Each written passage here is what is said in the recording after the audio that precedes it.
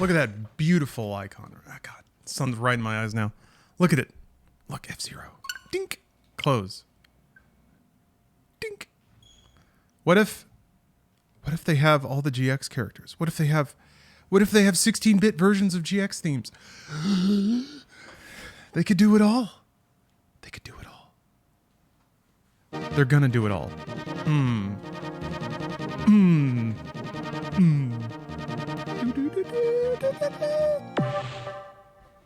Hope they have Knuckles. Me too. Here I come. Rougher than Knuckles. Sans Boney. I hope that you're setting me up here. I hope this is a D's nuts kind of thing. Asking if I have a brother named John? John this dick? There's gotta be an angle here. Alright. Doot, doot, doot.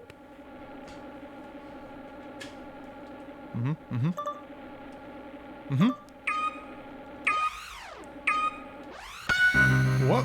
Why did it... That was weird. It started me pointing to the side. Whoa, whoa, whoa. Okay. It's... Whoa, that's weird. What the fuck? What? I think there's like lag.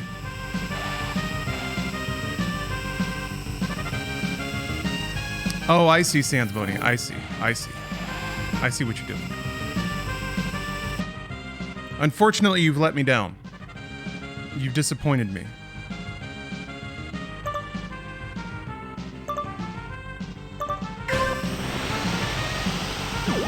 I'm sorry to say that I did not get D's nuts.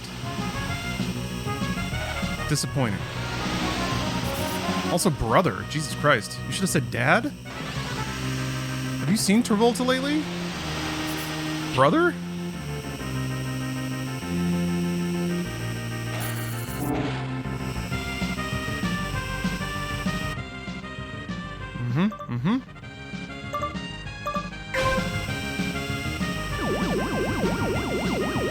Oh, you don't get a full bar back. And, okay. So you do kind of have 3 boosts.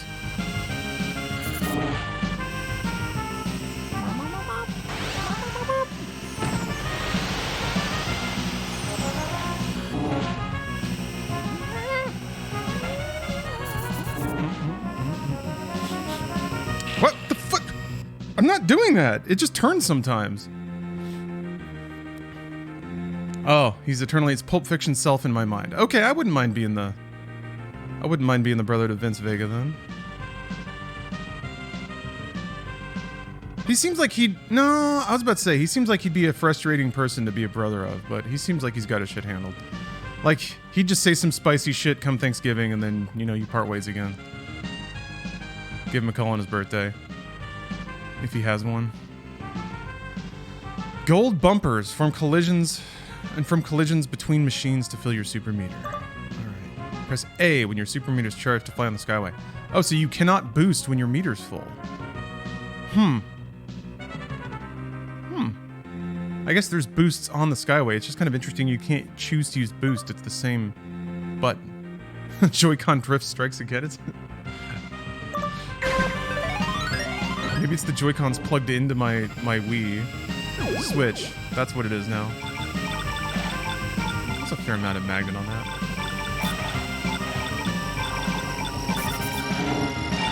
Oh. Super boost. I wonder if the... What is it doing? Dude, it's like curving left at the weirdest times. It did that at the start of the race. What the fuck?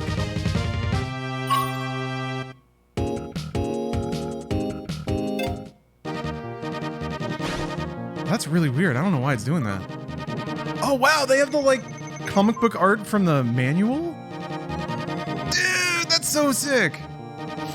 Options. That's it. All right. Is it only this track? It can't only be Mute City. Oh, hold on. Let me get out of the way of that. That's great. Oh, okay. We're done. Does, I guess, oh, do the stats, they do change. You gotta be Samurai Goro, right? Although, I don't know, if it's bumper cars, you're probably gonna want something with a lot of, we'll go with Golden Fox. Dr. Stewart, the most heterosexual racer in all of F-Zero.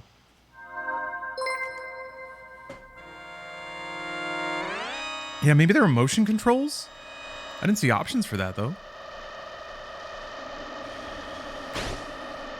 Races get heated. A few tips. Okay, they started to tell you about shunting spin attacks. This game has spin attacks. That's fun. Oh! I play GX. You losers don't stand a chance. I'm aggro as fuck. Oh, it's on a cooldown. Okay.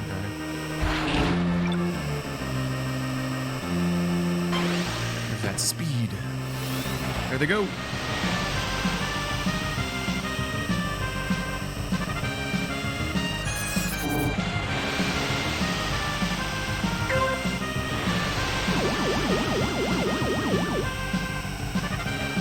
Bye, nerds.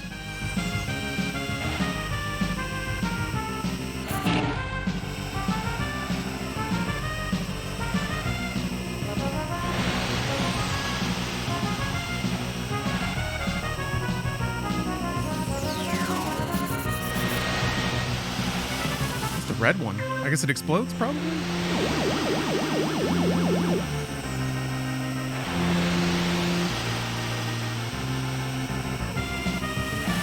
Whoa.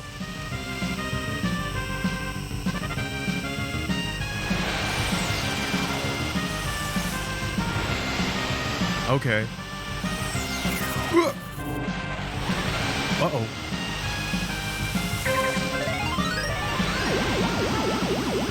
Okay. It seems like your energy still charges at a linear rate when you're inside the energy. So you always want to boost through the charge pads, provided you're lined up and it doesn't, like, make you hit a wall.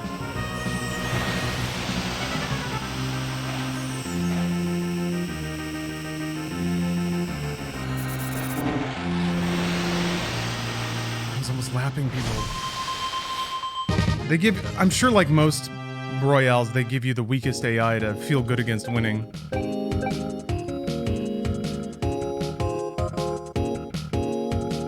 They jazzed up the victory fanfare a little bit. I love that it still feels like some dude with a cigarette hanging out his mouth is just wailing on like a Casio keyboard in the coolest nightclub in 1992. It's got the like drum loop going. Do, do, do.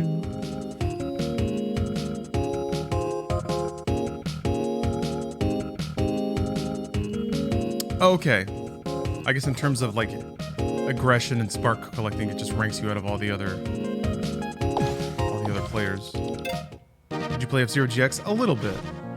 I remember renting it a couple times, but I didn't like own it. I didn't get mega into it. Keeps leveling it up.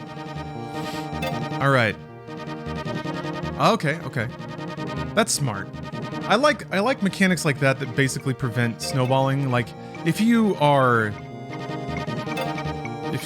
in last place, there's no reason to make you like finish the race. You need to get back into matchmaking and like find a different group of people to be racing against.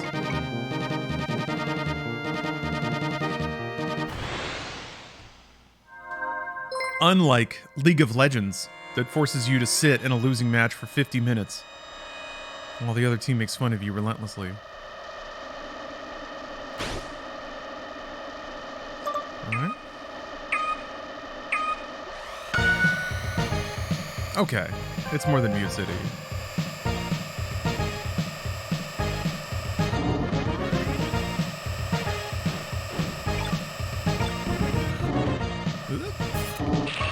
Ow!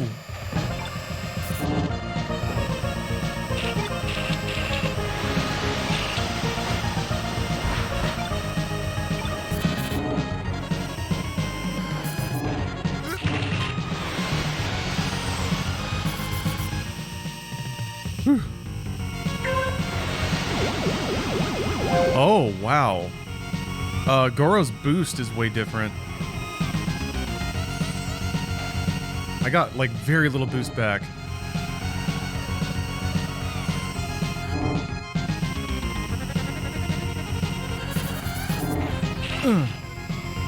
Okay, the handling is different. Wow, that's interesting. Yeah, they went way deeper into like the movement and traction of each vehicle.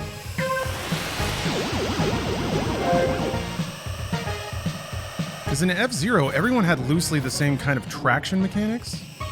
They sure do not here.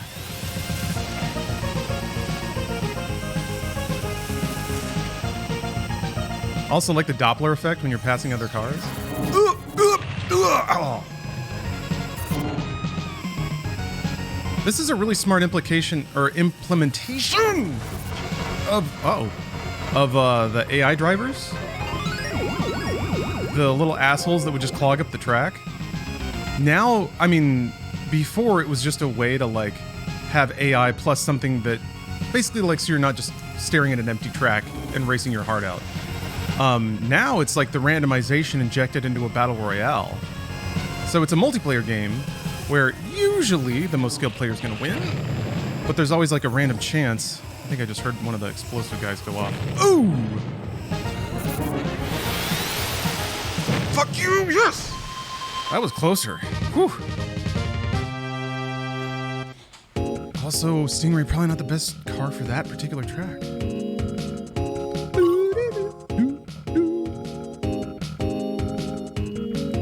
I love the idea also of like having to maneuver around a field of AI and explosive cars. Because then, yeah, I mean, the AI kind of played into my hand there, where they tried to pass on the inside, but there was an explosive car there, so they ate the explosion. Pretty rad.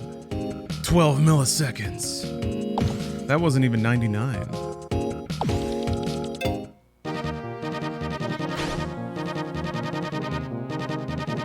This doesn't look remotely like a battle royale. There is no one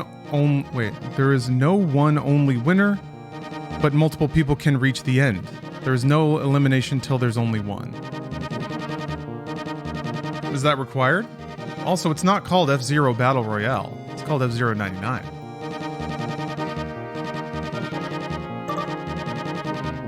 There is a winner.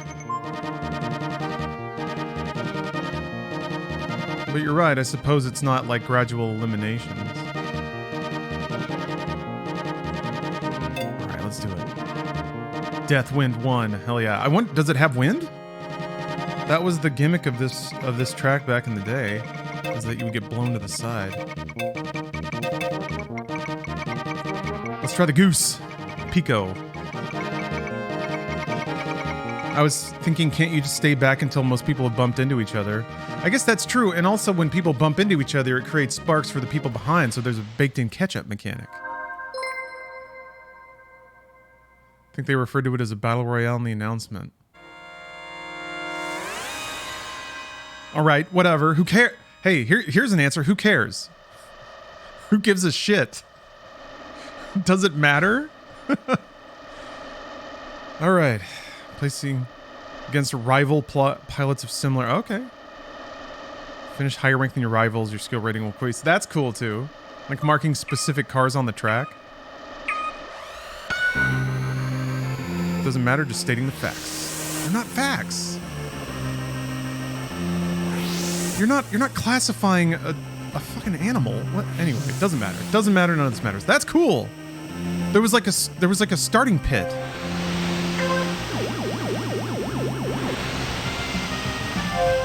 It's like saying this music can't possibly be country because it doesn't have a harmonica in it. Sure. Like, okay. Also, I think driving through grit slows you down even when you're like boosting?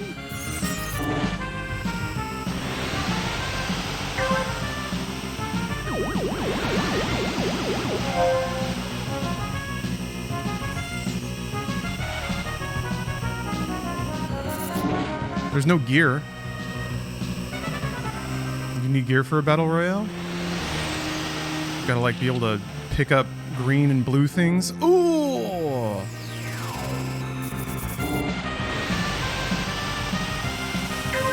Is it It's got the little sparkly guys. Oh, it does use energy inside the thing. Okay. In the past... Okay, that's interesting. That is different, then. In the past, if you were inside the energy stripe while boosting, you would still just be gaining energy oh, shit. I'm gaining energy the whole time.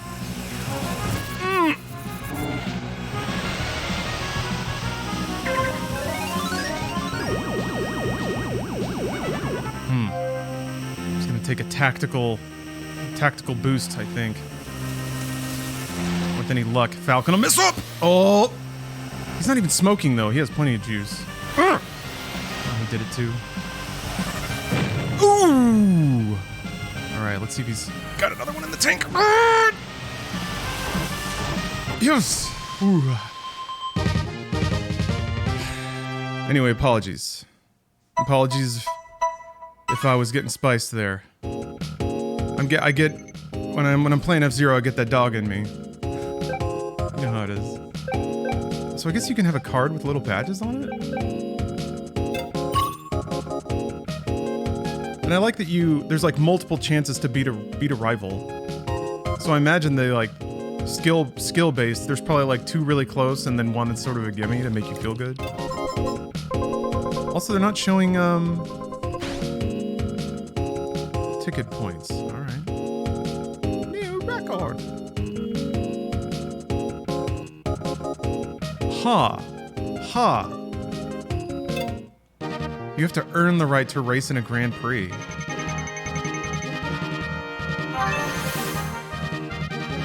Snack Pack. Thank you for the sub. Yep, you know I'm on this shit. You're now ready to race online. New tracks and modes. 99 pilots take on a series of 5 races. Score points in the Grand Prix. Make it on the weekly leaderboard. That's fun. Oh, they're gonna give me a ticket? Let's do it! Grand Prix time! Oh, you need 3? Ugh. Putting a timer on it's pretty rough. Because then people are gonna, like, try to stack... It invites people to, like... try and stack up tickets. Before they're out of time. Customize your machines, pilot cards. What more customization options? Play the game, dummy! I love that they use the comic book art for this.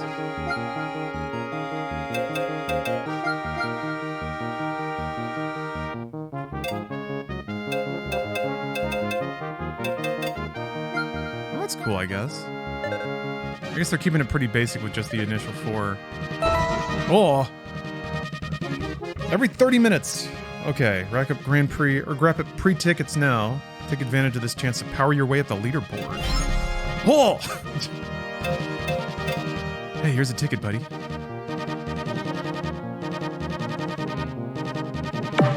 Oh. Let's see here. It doesn't tell you the track you're on. Oh! You have to vote. I want to do Deathwind. Ah.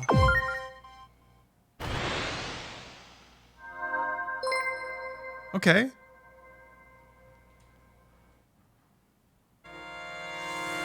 Yeah, it does have wind. Awesome. But yeah, this is just a big oval. Look at the starting pen. That's such a cool way of doing this. Oh, I'm Pico. Damn it.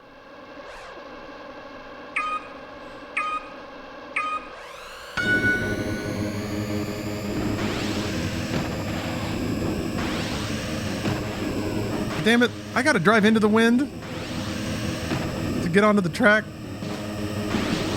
don't think it makes that big of a difference.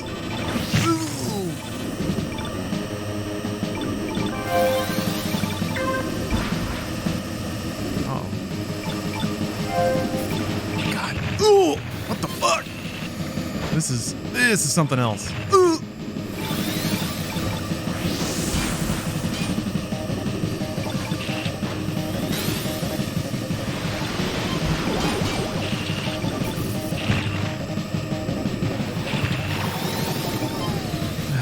Over there.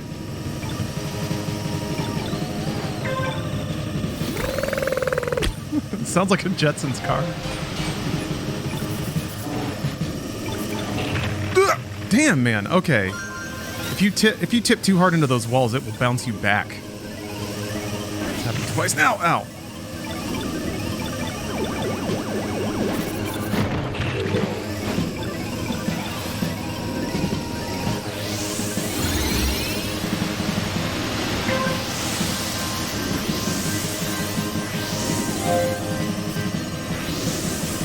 On the road, it's called the rainbow road. And the road as you go. I keep getting my buttons backwards. Cause like it's the bumpers that are drift now, and the triggers that are spin. So it's kind of opposite of what F-Zero GX was.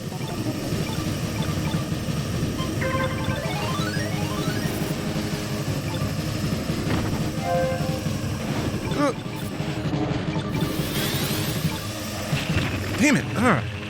Fuck.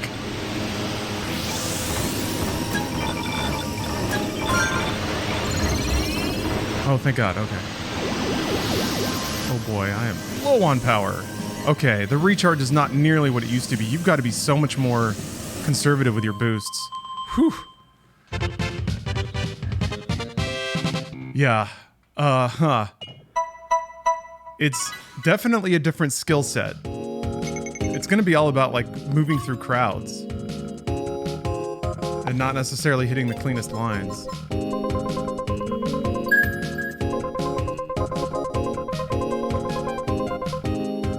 Yeah, that's what makes me think Stuart might be the one.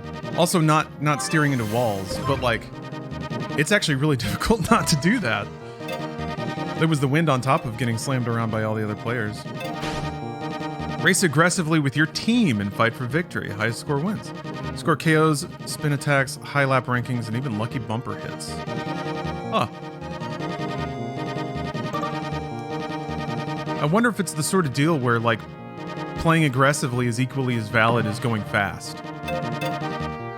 Like if you can sit back, or if you're in the scrum, like landing really good spin attacks, and you score enough points for your team, that's fine. Oh, come on, guys. Let's win again. All right, well, it's fine. We got duos. I think it's quads, probably. I'm green? Team green? Okay. So wait, is it half and half? I thought it would be like 20 teams. Is it 2? Oh my God. It's 2. Maybe this is how, like... It's so smart to find different ways to make players feel like they're doing well.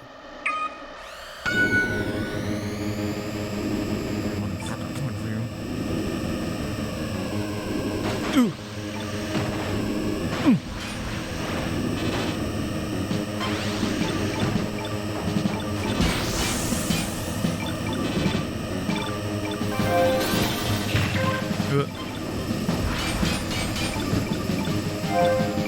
Uh-oh.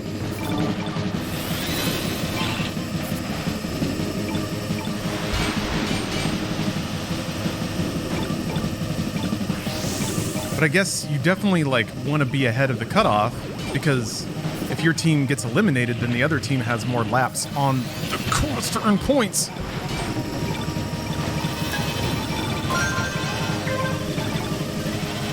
Wait until everybody else gets out of the Rainbow Road.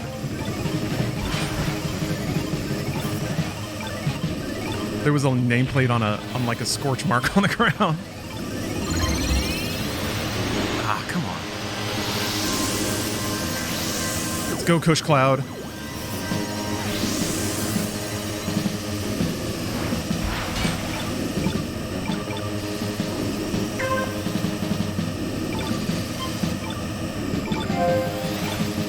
Okay on energy.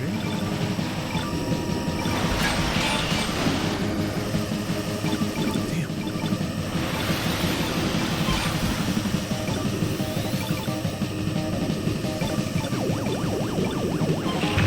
Oh, God.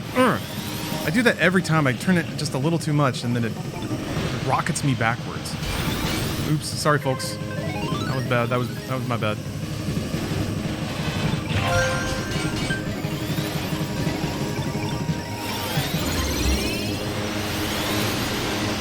The wind doesn't affect you on the Rainbow Road either.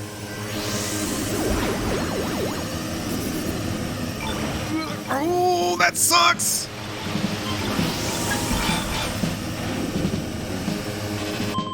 Ooh. Would you love a new F-Zero game in this art style? That's exactly what I'm playing. This is a new F-Zero game in this art style. But yes, I would. Oh, they even have like Splatoon-style score reveals. Yeah.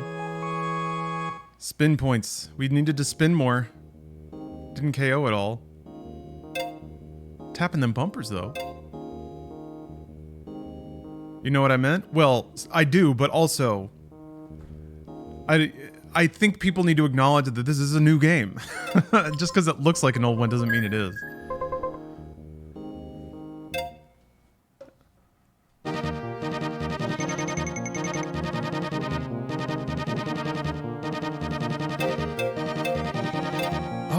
Oh, this isn't the Grand Prix. Silly me.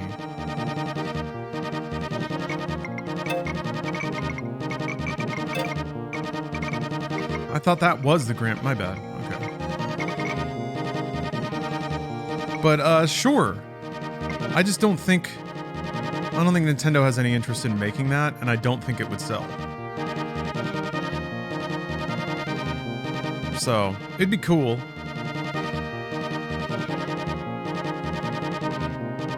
I think it's much more likely to get something like that out of, like, AA indie space. And even there, it's not really happening. There are like arcade racing games coming out. There was just one in the Nintendo Direct. So they're out there somewhere.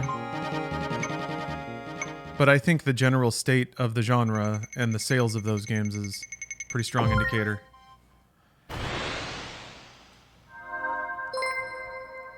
Yeah, the real magic is Redout.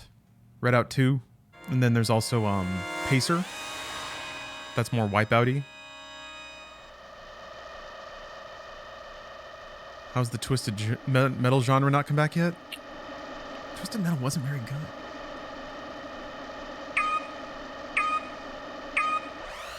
People like it. And that's nice. It's good to like things.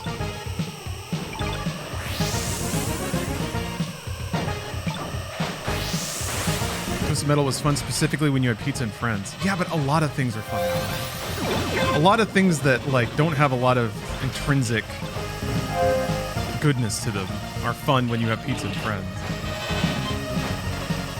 I'll learn the timing on the screw attack. GoldenEye was a blast. Halo Combat Evolved, best shooter ever.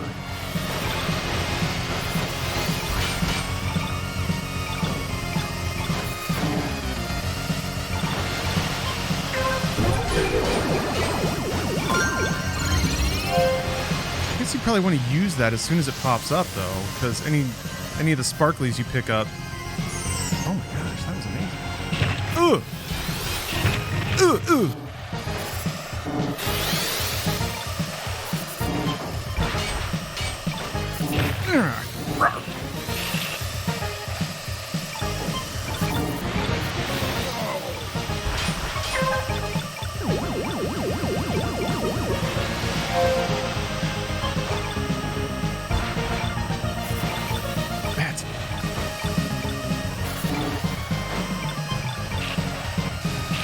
Halo was great regardless.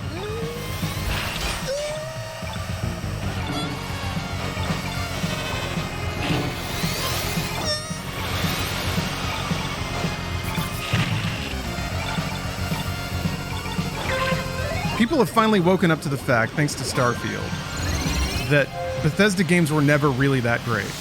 They were fun for their time, and people had good experiences with them.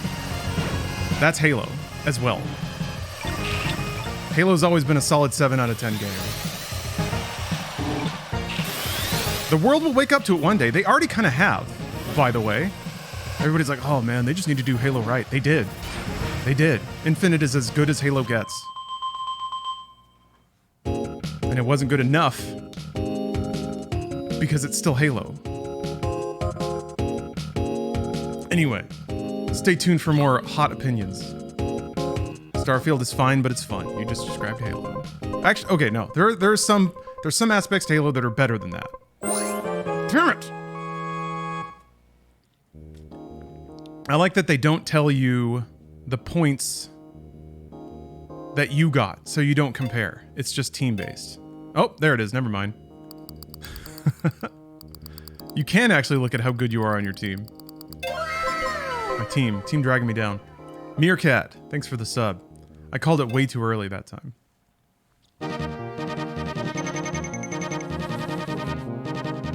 You're allowed to like Halo. I'm not telling you not to like it. Here's the thing, it doesn't matter what I say. The universe is already proving me right.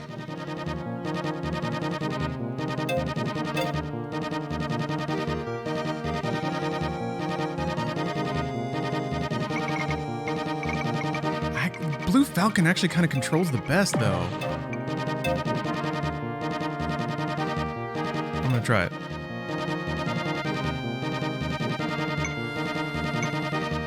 I want to see Sand Ocean. Oh, that's terrible for my car, though. No. 51. I was the one, sort of. I mean, it would have been like 50 to 48, but still. Hot take: you're allowed to enjoy bad games. Thank you, Comfy. I love terrible games. I'm never gonna sit here and say Crime Boss Rock Hay City is a good game. Except for now when I say it is a good game.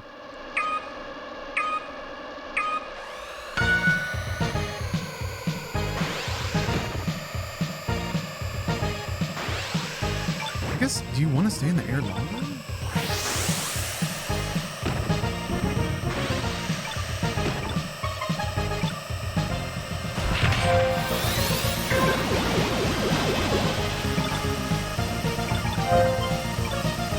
Ugh.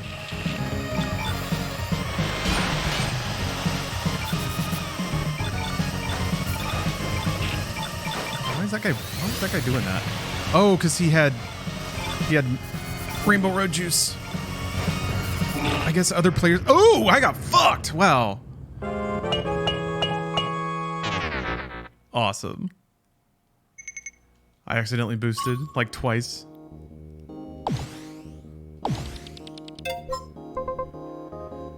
Are you misattributing people's issues about Halo Infinite? Complaints, as far as I saw, was lacking content. I don't think I ever saw somebody say they didn't like how it played. Quite the opposite. Because they don't know why they don't like it. But that's fine.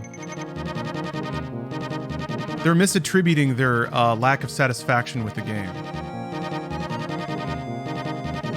How many maps did Halo have before? It was fine then. Why isn't it fine now? Are you telling me people really don't like the game because they can't put on the specific shoulder pads? Really? That's what they say. What the truth is, let me tell now I'm telling people how they think. Now I'm doing it. They play Halo and it doesn't feel like it did when they were 13. And they think, God, what's different? And the answer isn't, I've played way better games since then. It's, the shoulder pads aren't there.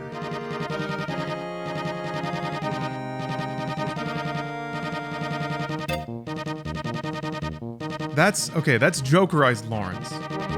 The truth is, you kind of have to believe people when they say why they don't like something.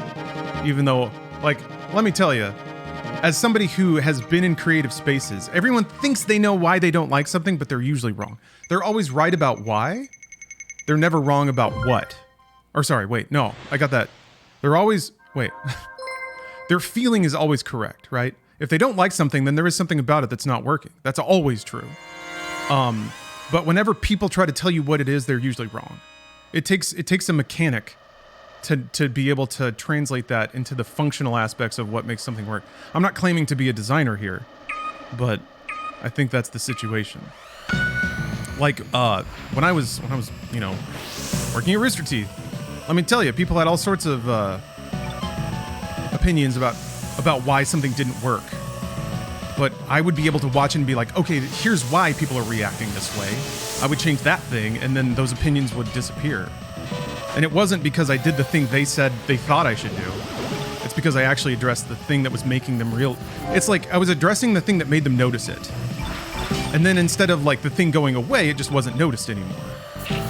So, problem solved. Different approach. But yeah, Halo's problem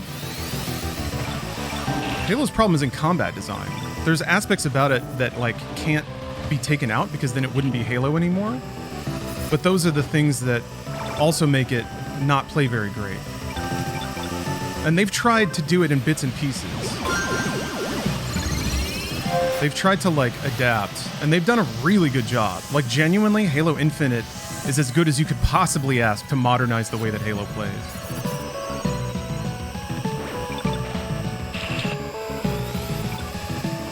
Now, there's probably some esports pros that would dispute that. I'm not really speaking about that experience, though. I'm speaking more about the hanging out with my friends with pizza on a Friday night kind of situation.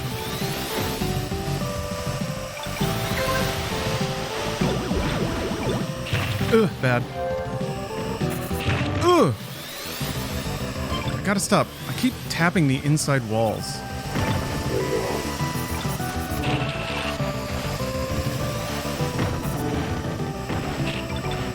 Oh, why did I do that?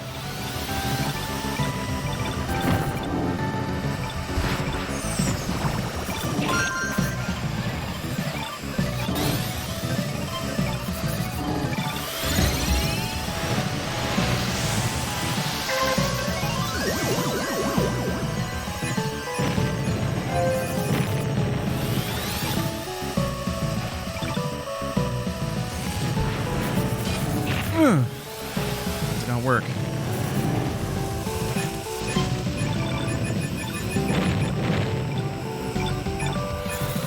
Anyway, like I said, I apologize. Playing F-Zero brings out that dog.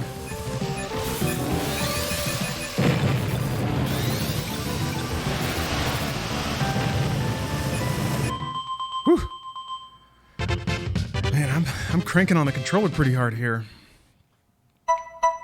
I honestly prefer the combat in Halo over other games where it's 50 guns that spray slightly different. It sounds like you're referring to Call of Duty there. Which, yes. What's interesting is Halo and Call of Duty kind of pulled the same trick, which is making the guns like fire hoses so you don't notice that you can't aim. Why are we apologizing for takes? Because I don't want to like be antagonistic. There's 0 point to doing what I'm doing, which is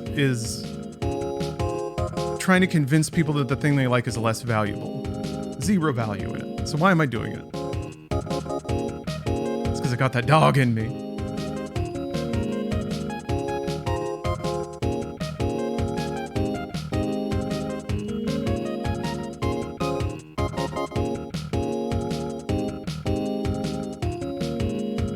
Do you think you could beat John Romero 1v1 in F-Zero? Probably not. Halo had an impact on gaming? Sort of. In my opinion, a negative impact. Negative, again, subjective. But it did dumb down shooters for a long time. Halo's impact was that it spawned some copycats like Killzone, and that was kind of it. Honestly. I guess regenerating health was a mechanic that was used in tons of stuff.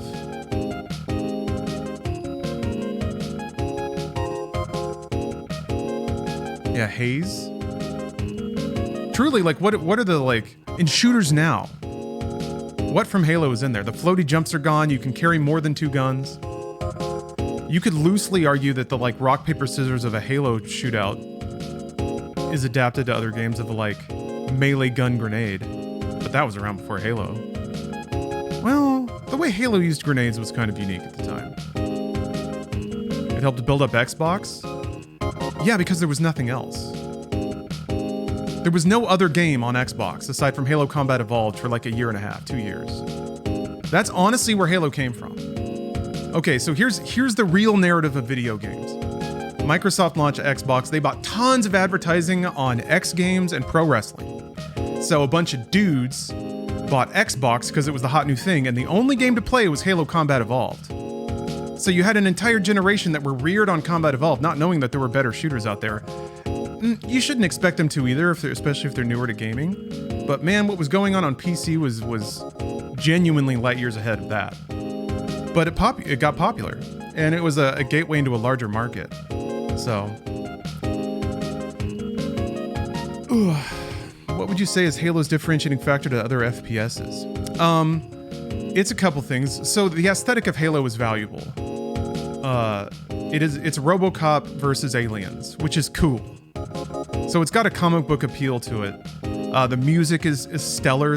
Some of the artwork in Combat Evolved is really, really good. In terms of design, there was a subtle mechanic to it that was a lot more explicit than something like Doom, where you have to really consider your ammo, the weapon type, the enemy types, the maps and the pickups and all that. But it did have the like duality of the energy weapon to physical weapon stuff. So there was like barely enough to chew off of that felt interesting there. And in terms of controls, it had twin stick controls like time splitters. A lot of shooters were slowly waking up to that. But that was the first game to kind of do it right, which is to say they gave you huge floaty jumps.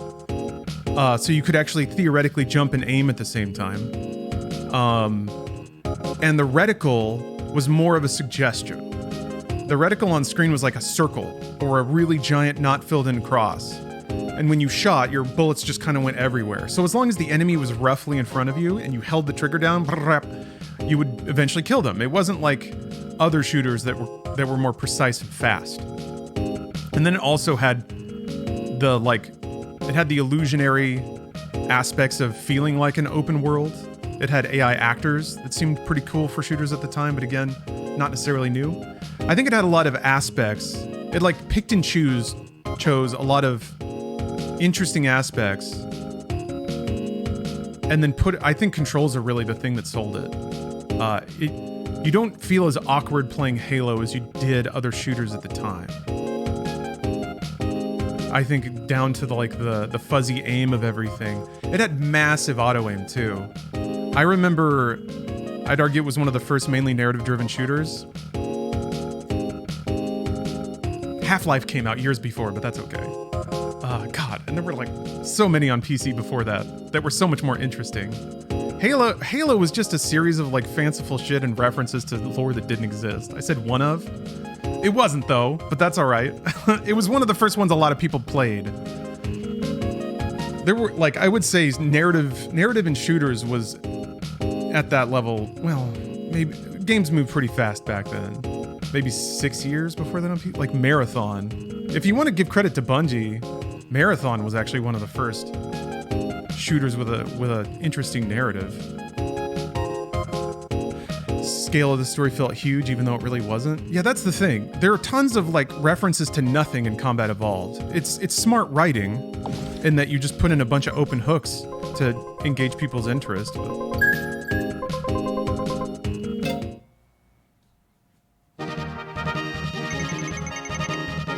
It's fertile ground. Ooh, a mini pre.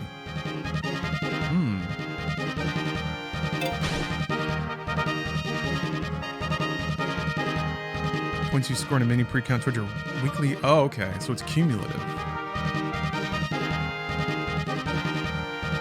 Or the accessibility as a console shooter that put it so high up in public opinion. Yeah, well, that's the other thing, too. Like, a lot of when people talk about the legacy of Halo, they're kind of talking about their fuzzy memories of things. Which I guess is true for me, too. I think it was just because it was cool and fun. That's true. That's true. Accurate.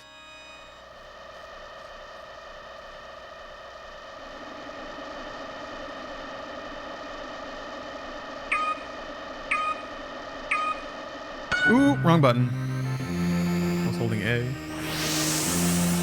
Chip Tech. That's a good album.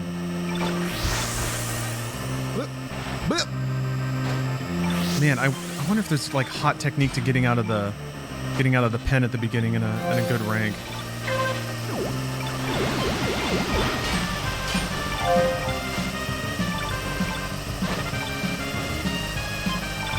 Huh, I kind of get it now. So I think the bounce back when you hit an interior wall seems like it's an explicit balance mechanic, because everyone's going to want to hug the inside, right? Theoretically. So, like, it makes the risk versus reward of that whole situation a lot harsher. Because if everyone's hugging the inside, that means it's more likely you'll get nudged. And then if you get nudged into the interior wall too hard, it basically like full reverses you for a minute.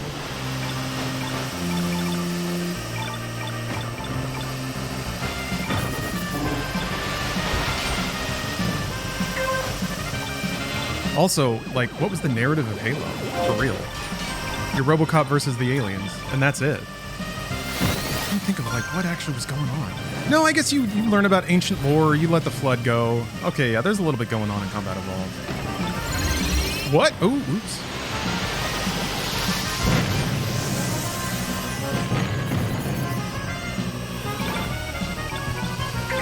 It does a good job of being mysterious.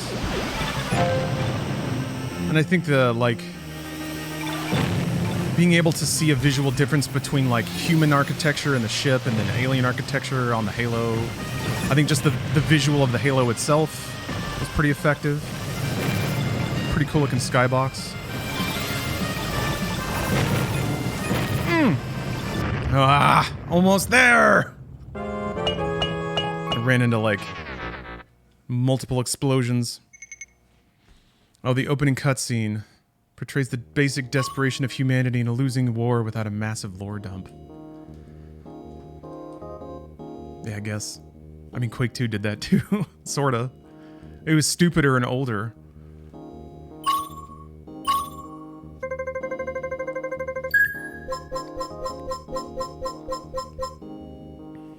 Do I get no points for exploding?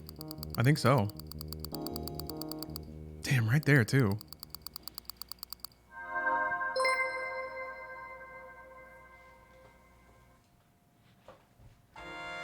Halo gave us that cinematic feel. That's not always good, though. It was trendy. Oh, I just have to watch?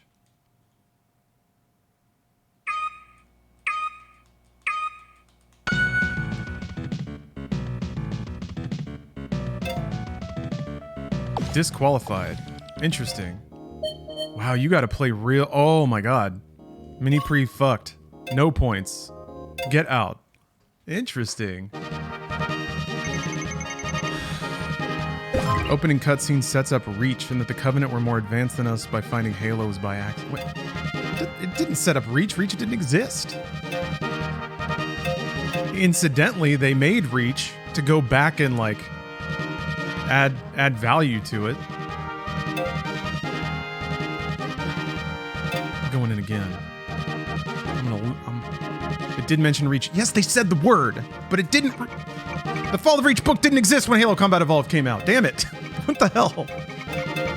You understand that it wasn't anything when Combat Evolved came out, right? It didn't exist. They made it all up, and it didn't exist until they made it later. And then they went back. Like, it wasn't a grand plan.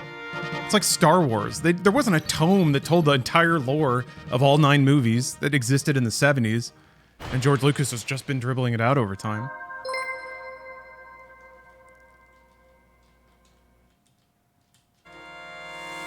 Did Fall of Reach come out before the game?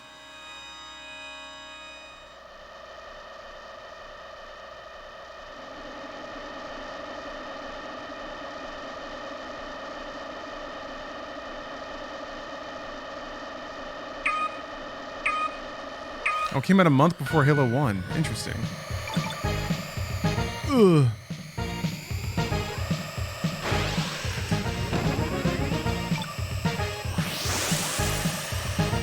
Well, you know what? The Doom novels came out before Halo Combat Evolved, so checkmate.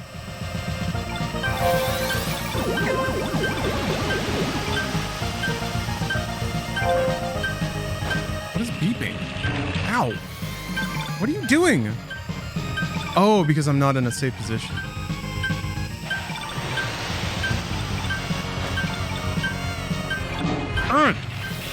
This is not good.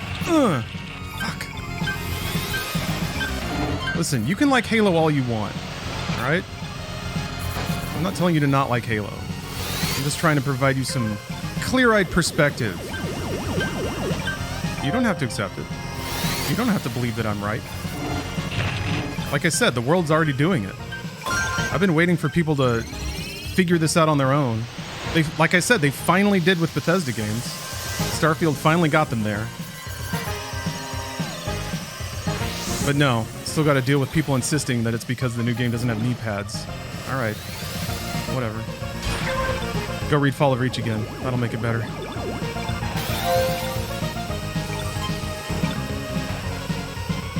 Some people are weird as hell about Halo because they liked it when they were younger and it represents youth to them. And they're mad at it for not taking them back there anymore. That's a lot of people with games in general, FYI. Some people figure it out, which is wonderful. Rare but wonderful. Yes!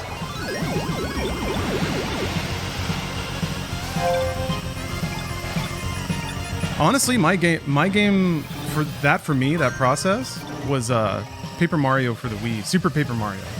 I needed that game to be another 1,000-year door to like take me back, and it super wasn't. And I was like, fuck, I'm bummed.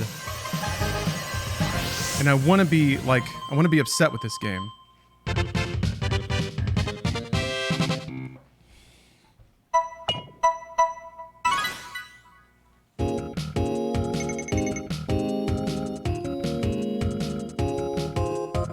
Started from you giving it a 7 out of 10 and I give it an 8 out of 10. So all this is for 1 point and I'll die on this hill. No, okay, so compared to its contemporaries at the time, Combat Evolved is an 8 out of 10. Now, it's a 7 out of 10. Removed from time. But still an eminently playable and enjoyable game.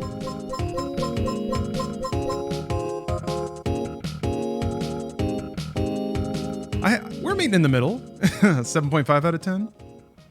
On PC, yeah, it's a 7.5.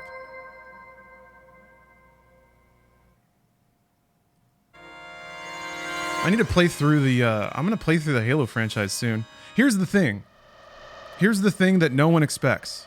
I am genuinely always happier playing a video game. So I tend to remember games worse than they are. When I'm playing a game that I even think I don't like Skyrim or something, when I'm playing, I'm like, yeah, this is all right. This is fun. I think I just mostly like hotly react to games being overrated, because that's an annoyance of mine for so long in game culture. Okay, here's the deal. People are never wrong when they like a game that's fun. They're never wrong about that. The right kinds of games are usually the most popular and the ones that sell a lot. The only bummer is when there's like markets, and this doesn't happen so much anymore to be honest, but markets that don't know that there's better out there or weren't aware that there was better going on at the time. That's the tragedy.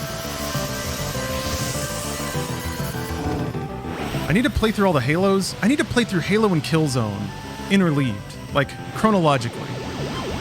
In order of release, both Killzone and Halo, just alternate back and forth. Yeah, and then mix in all the other shitty Halo knockoffs like Haze. I guess Resistance Fall of Man was another Halo knockoff. Oh, that game sucks, dude. You want peak, like, people over-remember how good that game is?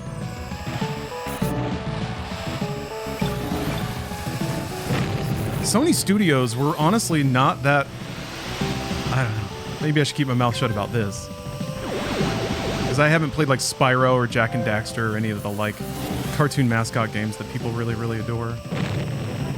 I played a lot of the like Gen 7 work, and Sony Studios sucked ass during the PS3 days. Maybe it's just because they were like... It was so much like following trends and making the crappiest try-hard... Oh, no! Oh, shit! Why did I drop directly into that guy? You're not allowed to die. What? Oh, what the fuck? I get to be this guy? That's fun. Oh, that's why. This dude okay. Ah. Oh, what? Okay. I hit plus and it didn't blow up. That's fun. You get to be a fly in the ointment for other people. Wasn't Infamous pretty good? It was an early open world game, and that's pretty much all Infamous has going for it. Second Son was good.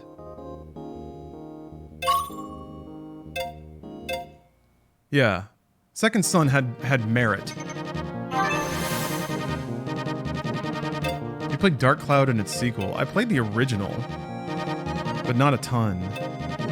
Pro Tracks. Oh.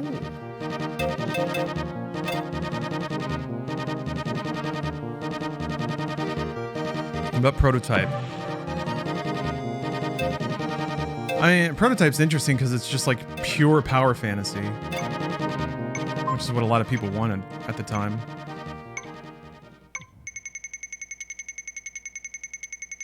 Man, no one wants Sandosha. Huh? Yeah, it ran badly on console. That's mostly what I remember from Gen 7 games. Is games running at like 20 FPS or lower. Yeah, Bubsy 3D.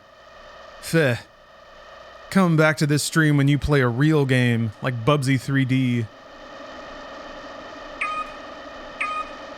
It's frustrating because right when the PS4 came out, suddenly every like Sony developer that was wasting their time on garbage franchises made good versions of them for once. And then they immediately stopped. There was a good Infamous, there was a good Killzone. I was like, oh, is this what we have to look forward to? And then nope. It's all Last of Us is from here. I mean, God of War was really, really good.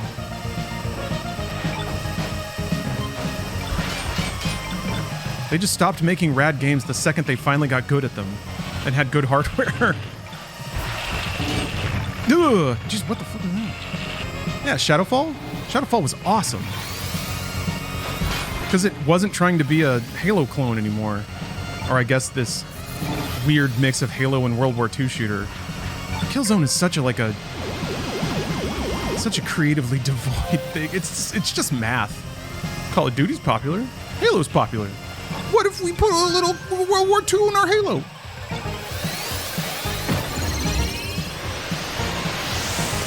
I guess this exact same thing is also Resistance. It's another like A plus B. Except Resistance had a little more swag to it. It was kind of like Wolfenstein. Nazis in space! You're never gonna believe where the Nazis are now.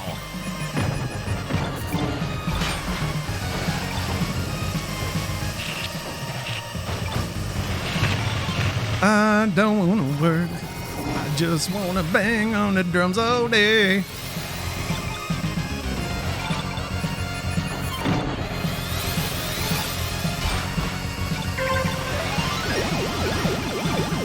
I always imagine that song playing whenever I imagine a fictional movie trailer in my head. Like, no matter what the plot is, there's a narrator going... There's like a narrator... Damn it. I remember this because this was like specifically this was a bit Adam came up with, but like, there's always got to be a narrator going, and now they're breaking all the rules. And then it plays, I don't want to work.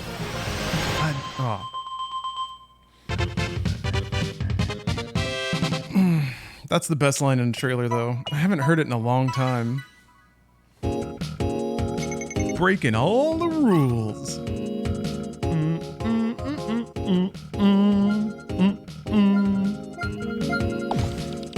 It's the opening song from Borderlands 2. Oh, Cage the Elephants. No Rest for the Wicked. Yeah, that's a pretty good one. Oh, what's the best trailer song? Oh, is that Butter? Oh, what? Okay, that was one. What was two? Shortchange Hero. Oh, okay.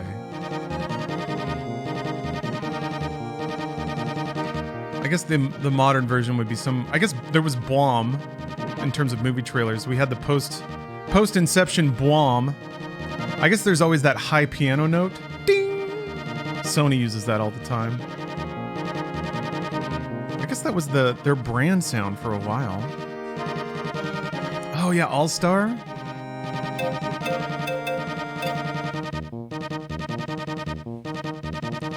You don't hear In a World anymore. In a World.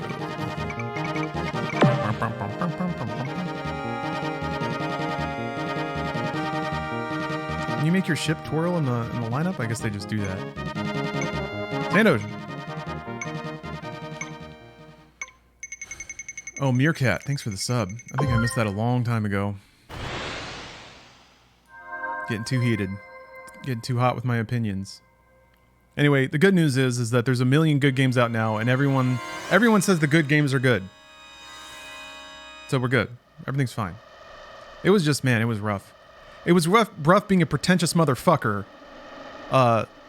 working in games media in the 2010s when everyone's opinions were wrong. Oh, Citizen Cyanide, you're in here? Let's have a nice race.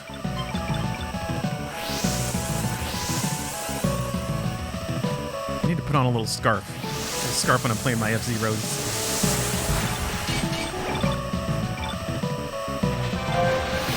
You got boost power. Yeah. That dude was awesome. You're way out in front. Why did he sound weird? I always thought he had like synthetic vocal cords or something.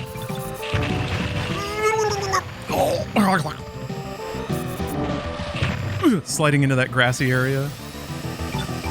It's like GTA Online. Everybody's piling up in the corner. Oh, okay, I did that.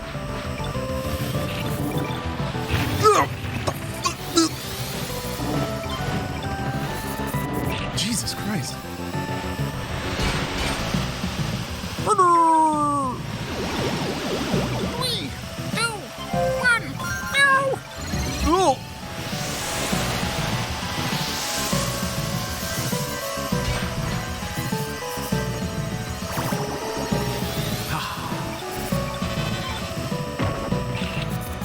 I love that the nameplates still pop up on the explosions. That's good.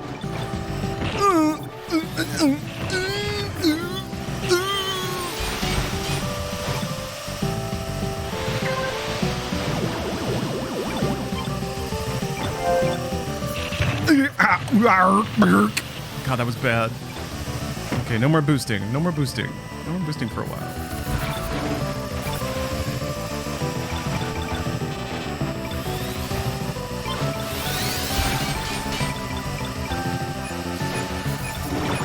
Gas.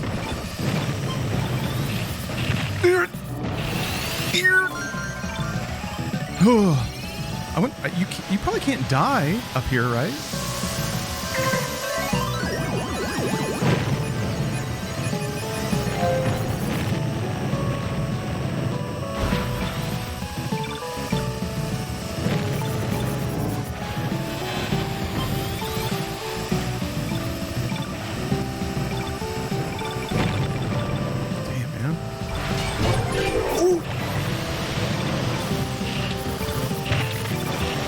No, not again. I saw the finish line, and I went a little boost blind. Ah!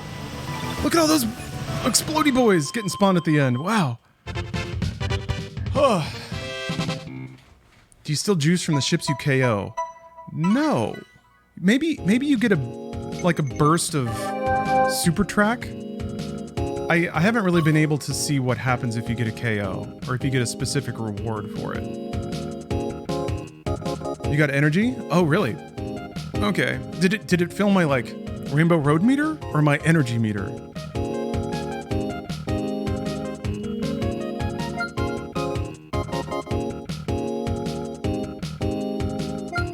Okay, cool. Energy. Okay.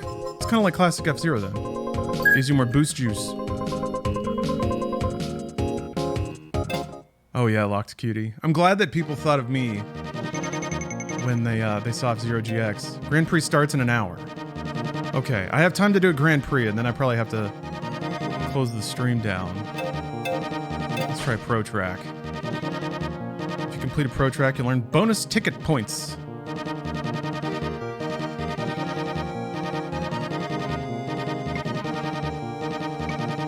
Yeah, it seems like you really want a responsive, grippy car, since it's so much slamming around with other drivers.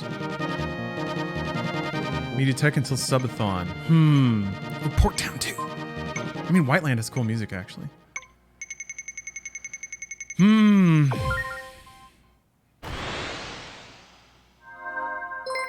That'll put it over 48 hours, though, if it goes the full distance. Maybe I'll start MediaTek later tonight. And maybe I'll run for like 12 hours up until the Subathon or something. Subathon? Yes, Jetholomew. Tomorrow, Subathon. In 26 hours from now, theoretically, hopefully. Gonna start my Call of Duty-thon. Because freedom isn't free. And there's like 29 Call of Duty campaigns to play through. Not even including zombies.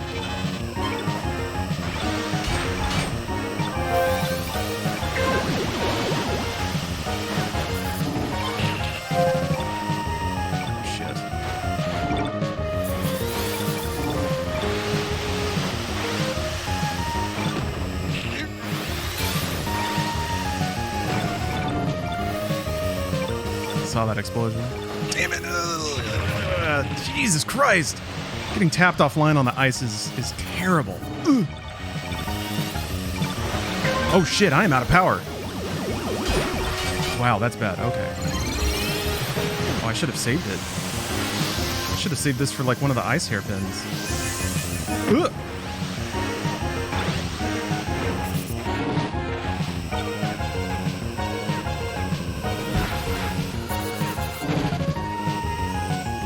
Did it to that guy.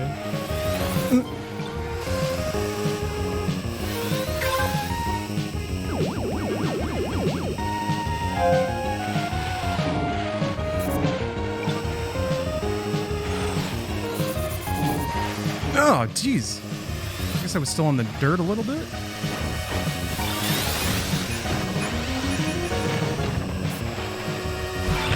Damn. Ugh.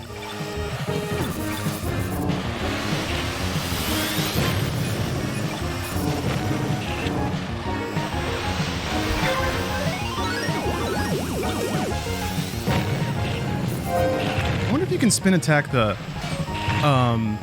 AI cars and get energy. Shit. Damn! Ooh! Ooh!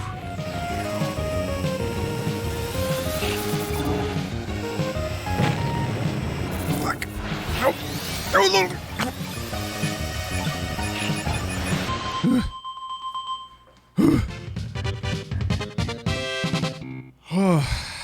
Sheesh. These are spicies. Spicy races.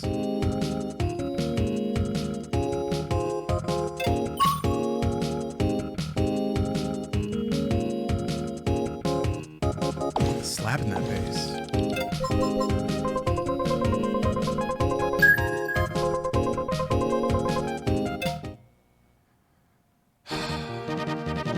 Haven't gotten a win yet, but that's okay.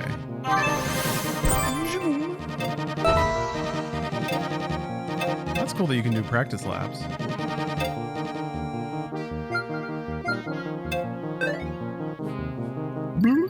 Oh, that's cool. That's cute.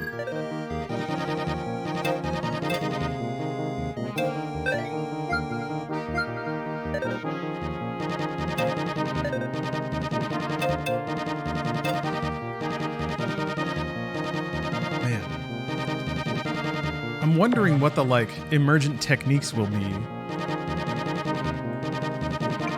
It seems like it's going to be a lot about... it's really just how to elbow your way through a crowd. Ways to, like, reestablish your line as absolutely fast as possible. Yeah, there's a sale on Call of Duty. Yeah, I dropped some hot cash on some of the games I didn't own yet. Let's see here. Did I miss anything other than this and the usual 80 JRPGs? Remake of Paper Mario? Ooh, JRPG.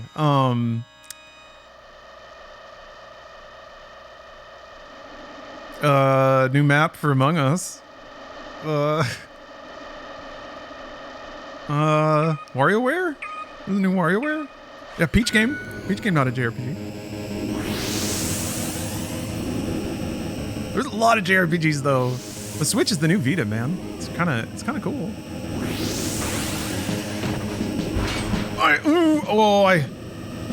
I got hoisted on my own petard. Hoisted. People say like wrecked, rinsed, washed. Hoisted should be another word for getting just worked, getting bopped and dominated, slapped, bodied. Absolutely hoisted. It's Shakespearean. Ooh, that's not Shakespearean at all. Yeah, clapped. Thwacked.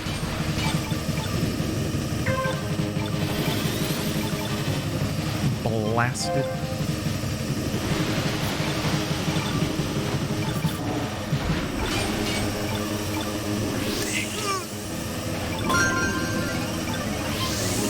Huh. I don't think the wind affects you when you're in boost. Yeah, I guess because you're in perma boost up here and the wind doesn't affect. So that's kind of interesting.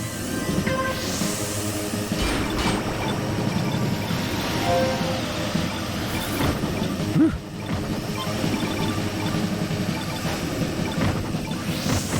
Yeah, because when I hit a boost pad, it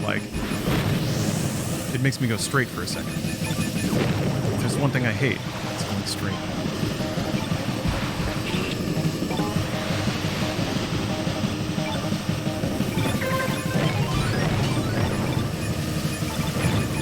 People are dying all over the place in this track. What the hell? Ugh!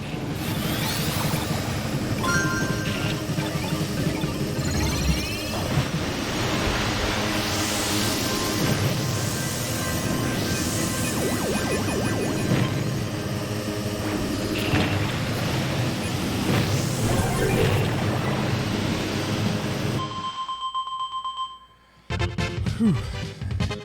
I'm really fond of getting ninth.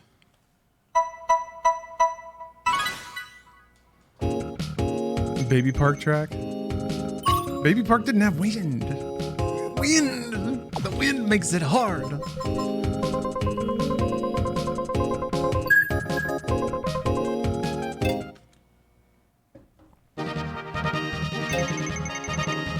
Let's try another mini pre. Let's see if I can survive an entire mini pre. It's kind of nice they give you these baby ones to practice so you don't bomb out of the first race and the Grand Prix and get mad about all your tickets. Oh yeah, a Spy Family game. That looked cute. Luigi's Mansion 2 port. Mario vs. Donkey Kong? You don't race until there's one left, so not a battle royale. You're correct. Nintendo lied. Scoop. Luckily, you're not the first person to notice. Other people have detected this deception. Absolute falsehood from Nintendo. If you want to snap your Switch over your knee, I wouldn't blame you.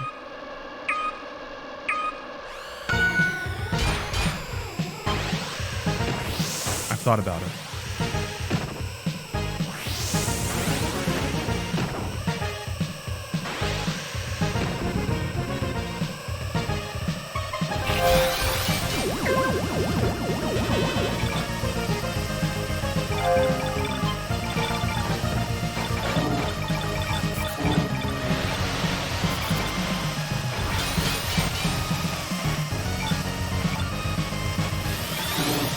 Sorry, I'm being facetious.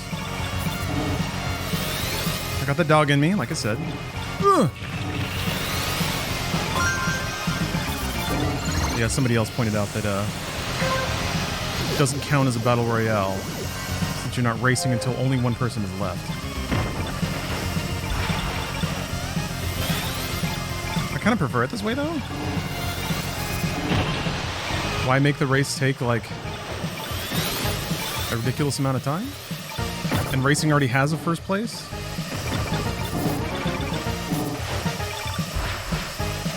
I guess it'd be like cutting off a battle royale at who has the most experience at some point, or I don't know. It kind of makes more sense in this game.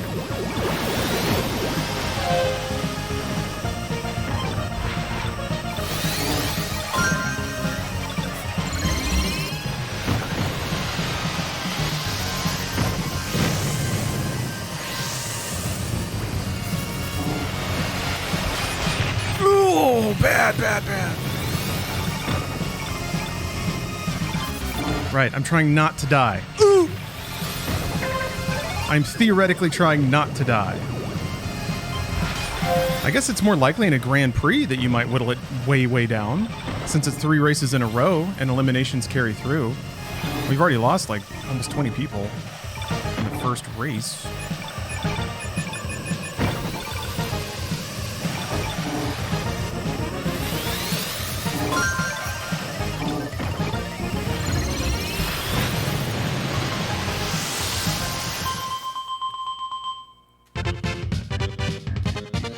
Oh, COD Warzone lets you extract.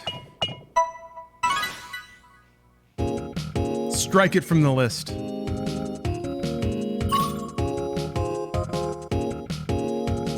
Oh yeah, that's right. You have the eShop game credit. Yeah? I guess Mario RPG is probably going to be what I spend it on.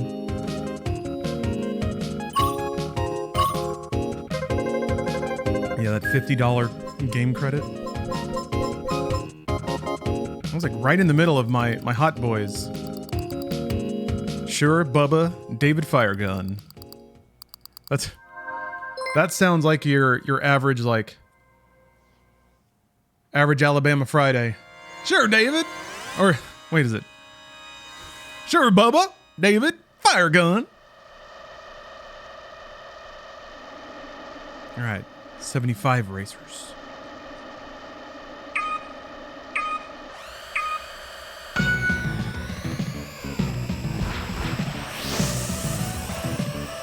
Why are you better off getting RPG physical? You think it'll be a collector's item?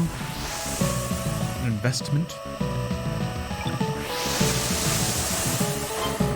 Or is it because you get a delicious snack?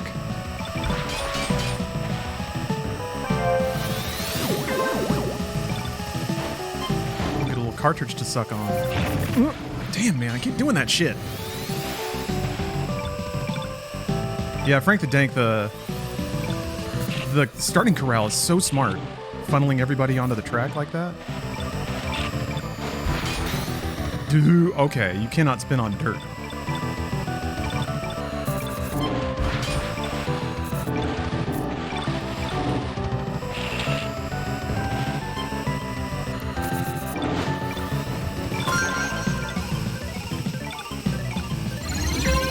See, this is a waste. I should have boosted more.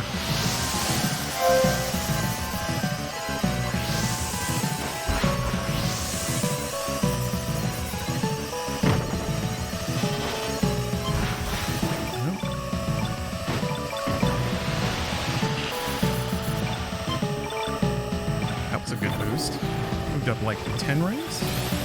Clean. God damn it. Assholes. I knew I should have boosted there to recover too. I had a clean line for a second.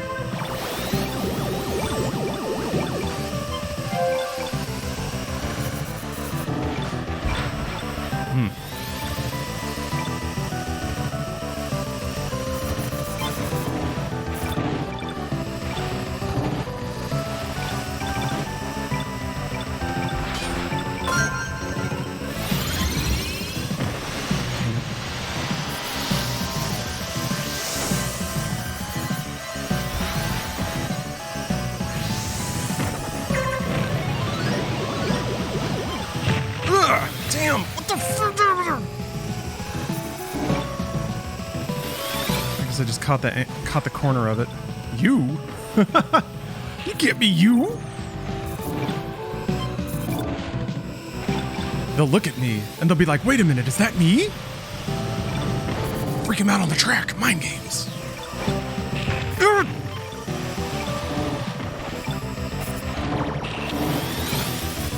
Shit, dude. Ugh.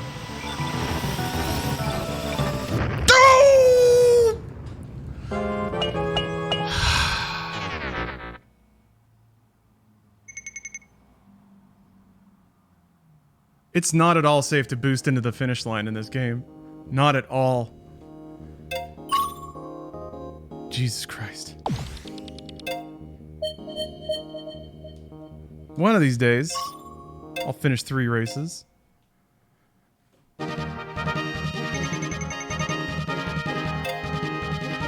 Let's try again. How did Anti-Grav racers sell back in the day, but not now when the industry is huge? Because they didn't really sell back in the day either. I'm gonna guess that like maybe they sold roughly as good as other games. And no one really knew the difference.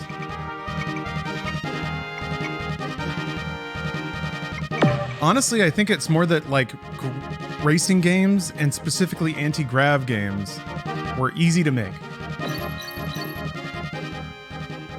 Technically speaking, an anti-grav racer might be the easiest technical, like you can focus your processing resources on so many other things if you don't have to even worry about tires matching the ground. So I honestly think like F-Zero and Wipeout and stuff, they're technical showcases because I think it's largely driven by what can look cool on the hardware. F-Zero is just like, and same with Mario Kart, is just Mode 7 showcase. It's one scaling giant sprite. You can make a racing game out of that. And like Wipeout is pretty minimal 3D environments with a low poly hover car. That's a low lift for the PlayStation. And then you can focus on like aesthetic. Yeah, racing games were way more popular back in the day because they were easier to make. Making a car look good on a console was so much easier than making a person look good. And a lot of the graphical techniques that were really popular in the 90s and the aughts were specifically also really easy to implement in racing games. Like having dynamic lighting and reflections.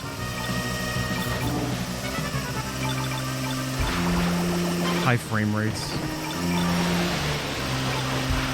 But glossy reflections, not like matted, fuzzy reflections like off skin. That's really hard. That took like 20 more years to do. Shouldn't be boosting this much.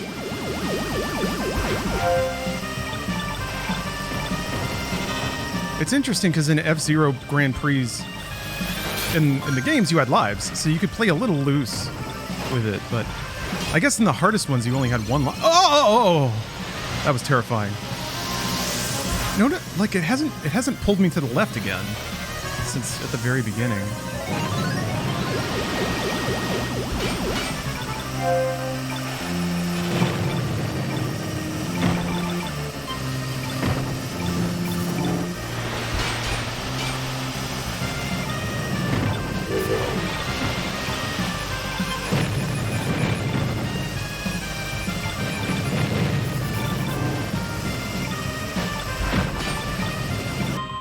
Oh, that was it. Okay.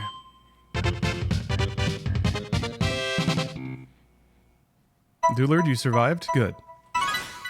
Good. So yeah, you have a variety of games now that are attempting, but like, I have to assume that Redout 2 hasn't just like sold millions of copies. Maybe it did. By the way, play Redout 2 if you want F-Zero. Play a Fast RMX. One of my favorite Switch launch titles, which itself was a follow-up to a... What was it called on Wii U? Shinen was trying their hardest to make boutique Nintendo games. I wonder what they're up to. I should look them up. Oh. I should call her. Me thinking about Shinen. Captain Falcon isn't in Redout. That's true. The lore is not there. Fast Racing Neo, that was the one. Thank you. This is why RGG needs to make an F-Zero. They pivoted to JRPG. Why not pivot to another genre everyone thinks is dead? Anti-grav racing games. Imagine an open world F-Zero game. Something like what they did for Street Fighter 6, where you get to run around as Captain Falcon and talk to all the stupid F-Zero characters, and then you just get into impromptu races.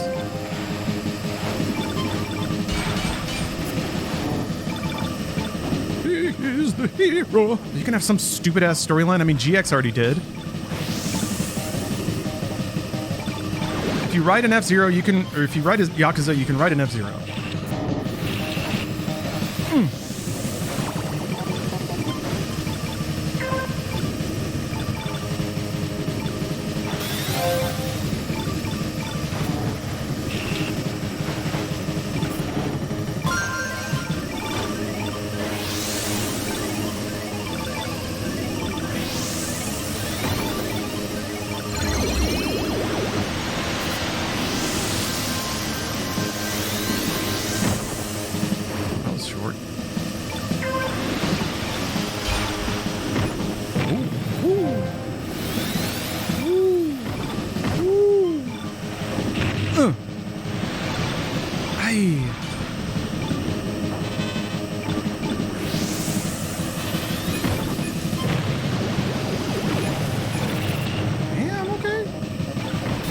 Everybody's exploding out here. Shit, I thought that was the final lap. Crap. Ugh. Ugh. Jesus Christ.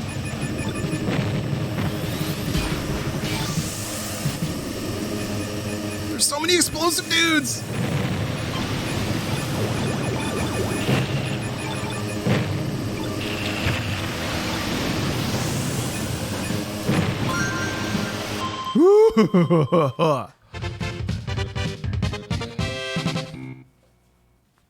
Yeah, they did Monkey Ball. I mean, some of that staff did F-Zero GX. That's kind of why I want them to come back. The greatest hits, come back. Come back to F-Zero. That's okay.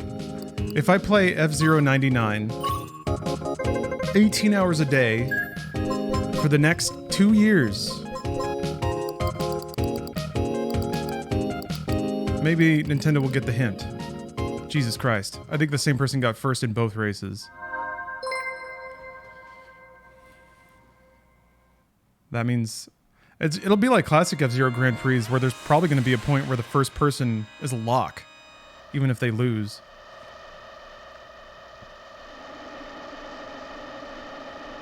What starts you next to your rivals? Lalo!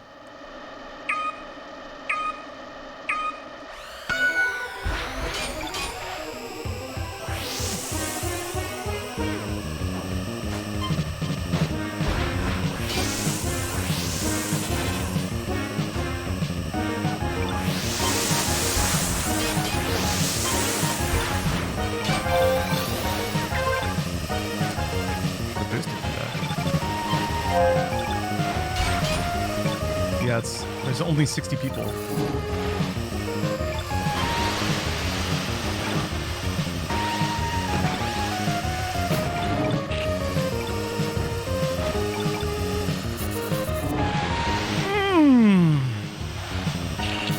Come for you. Maybe I'm not.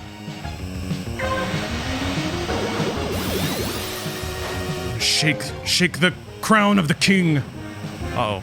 Oh, he was a controlled bumper. Ooh, I'm fucked. Shouldn't have boosted there. Ready boost.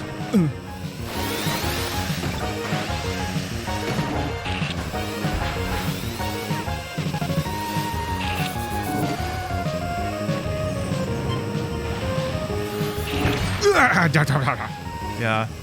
It's so tempting to really cut in these corners, but it is dangerous.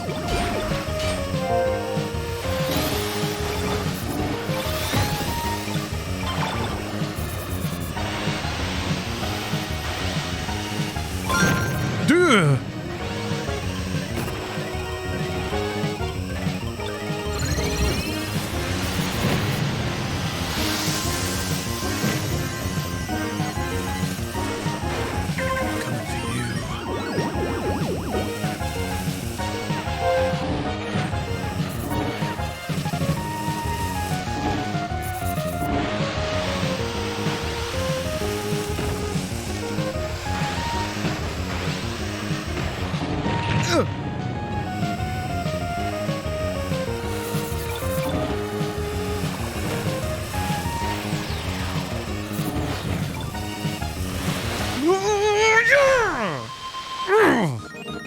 Gaming. That's probably not going to put me first in the Grand Prix, but damn.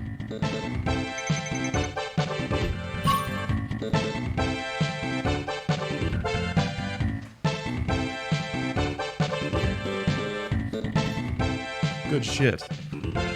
Good shit. Hold on. Bang. Oh! I think I was a little late. Oh, I think I got it. Okay. Now that's improvement, baby. 6th? Alright.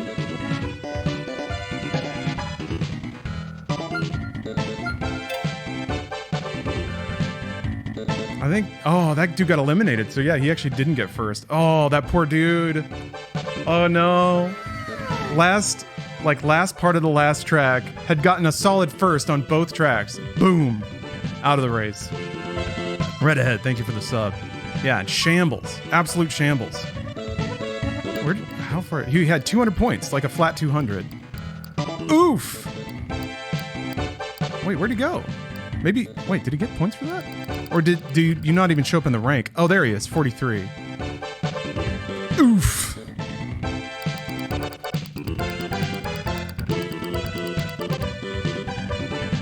Spread wasn't that wide, actually. 28 points? Awesome.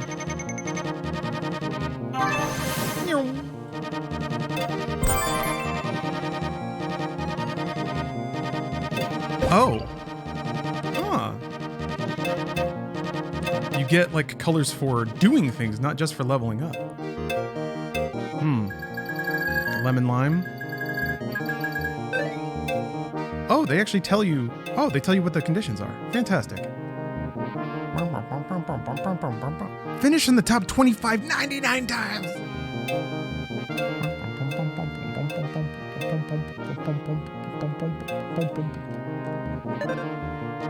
Have you gone back to Tetris 99 much? Not in a while, no. Although this is certainly reminding me of it.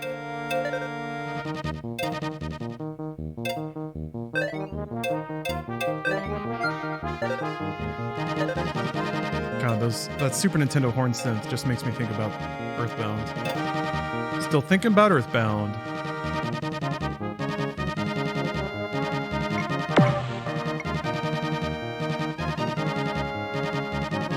I want a lemon lime.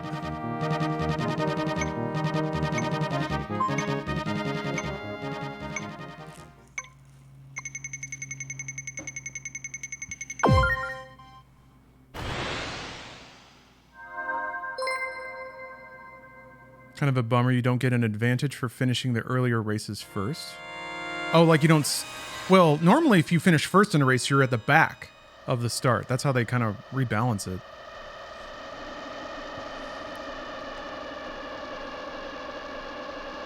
Can't wait for Halo Combat Evolved 99. I mean, doesn't it have a Battle Royale mode? Or it's just like big team battle, I guess.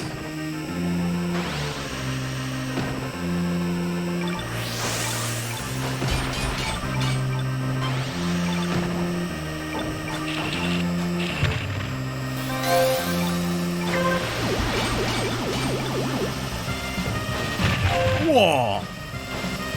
Getting bullied here.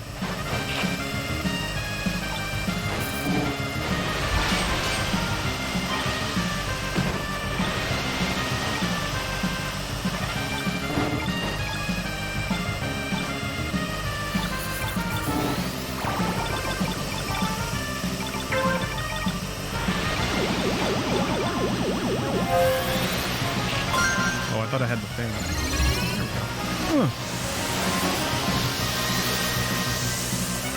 That was so fast!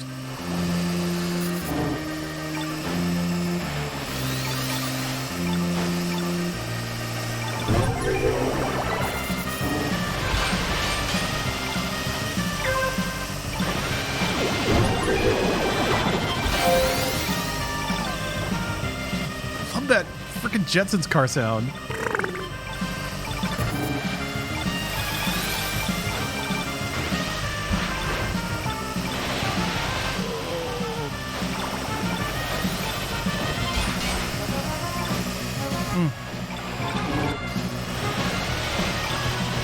Jonathan.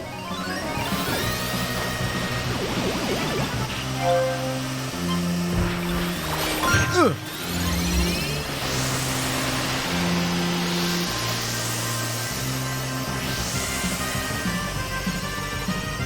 Why is that one lasting so much longer? I wonder what the deal is with that. Maybe it's about when you go up?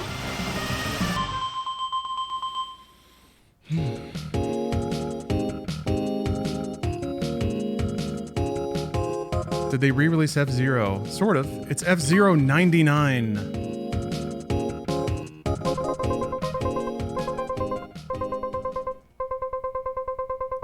Finally. Because you were off the stage. Yeah, it had to wait until I was over the track again? Yeah, you might be right, Hermit Jordan. There might be some tech there. Yeet skadeet. Mario fan. Cats for sales. Luke is cool. I do like looking at Switch usernames because they're a bit more innocent sometimes. And then occasionally you get the one spicy one in Splatoon, which is fun. Game time.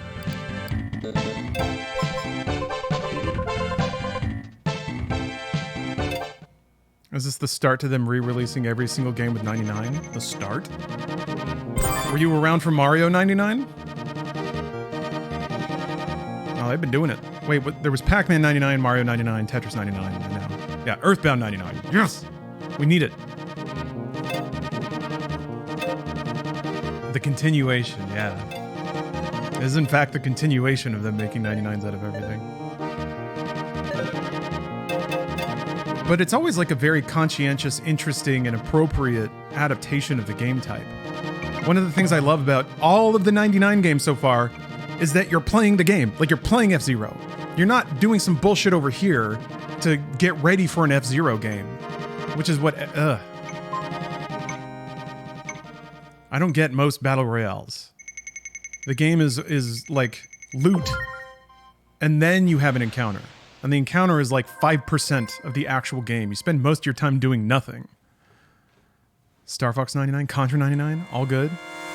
Good stuff. Why not? Everything. Switch 99. Tetris 99, 99. 99 matches of Tetris 99.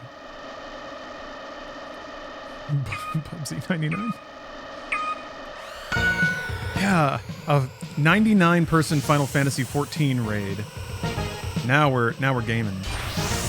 We are absolutely maximum gaming. Oh my god, everybody spin dashes. Did somebody already die? Yeah, 97. 3 people died already. Or disconnected. I don't think I'm... Oh, wow. I didn't know you could murder people that fast.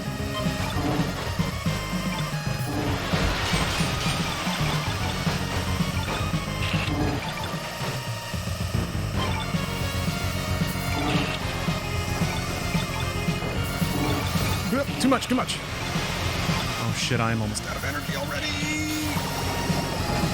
No! Okay.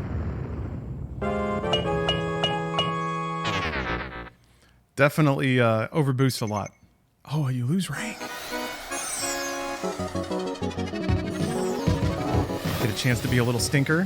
Huh? Huh? Huh?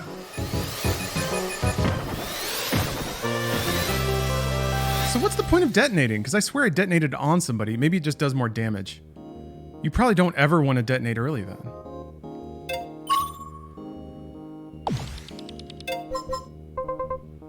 That is really fun though. That's a good... Like, I really love game design that is intentionally to take the sting away from losing. 99 Luftballon. I love that song so much. Didn't Goldfinger cover it? At the height of ska mania?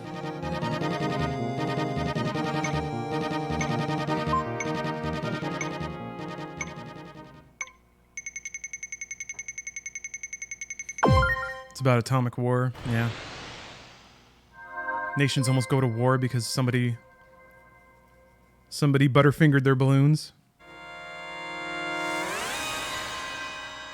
Oh, they released an updated cover during COVID. That's awesome.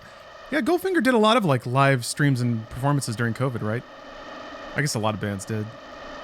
I watched a few 311 streams during COVID. There was one of the most magical incidental things that happened during COVID was fucking Z-Trip played a DJ set while Tony Hawk was doing a skate session. Just out of nowhere. What the fuck? That was rad.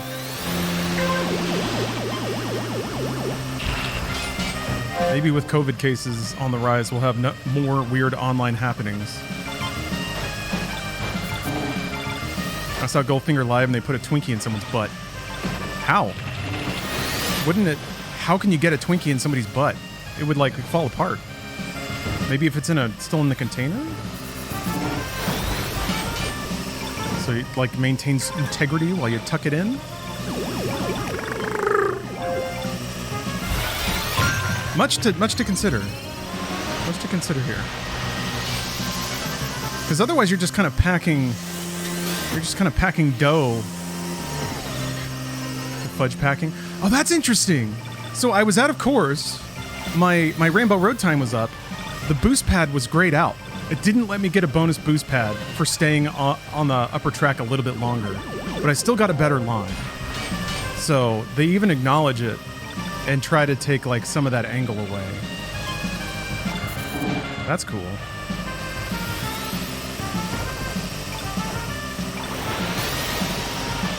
Twinkies are supposed to be lemon, right? Right? Or is it? Yeah, it's like lemon, right? That's the intended flavor?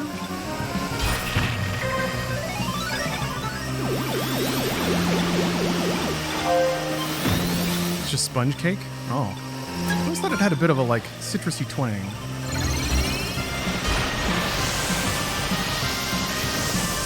Is it vanilla? Maybe it's all the preservatives that give it that special spice.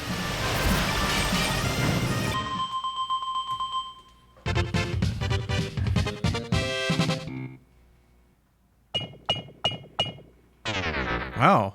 All my rivals were... Wow, shit.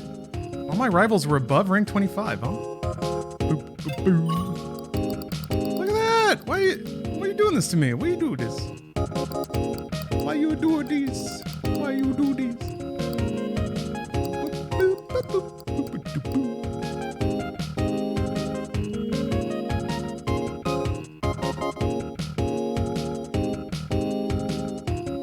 Just making sure.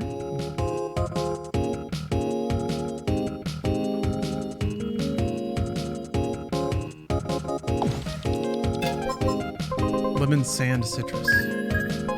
Yeah. Exactly, Thornius. I'm glad we're on the same page there. Ooh. Oh, I get the Stingray version of Golden Fox. You'll be streaming Thousand Year Door when it comes out? Oh yeah. I've been looking for a reason to replay that game. It's ironic, like both that and Super Mario RPG I've been really thinking about lately and looking for a reason to replay, so this is perfect. Maybe I'll pivot to be a JRPG streamer for a minute and try to clear out all the JRPGs in my backlog. Maybe Fantasian will come out by then. And then I can play Lost Odyssey.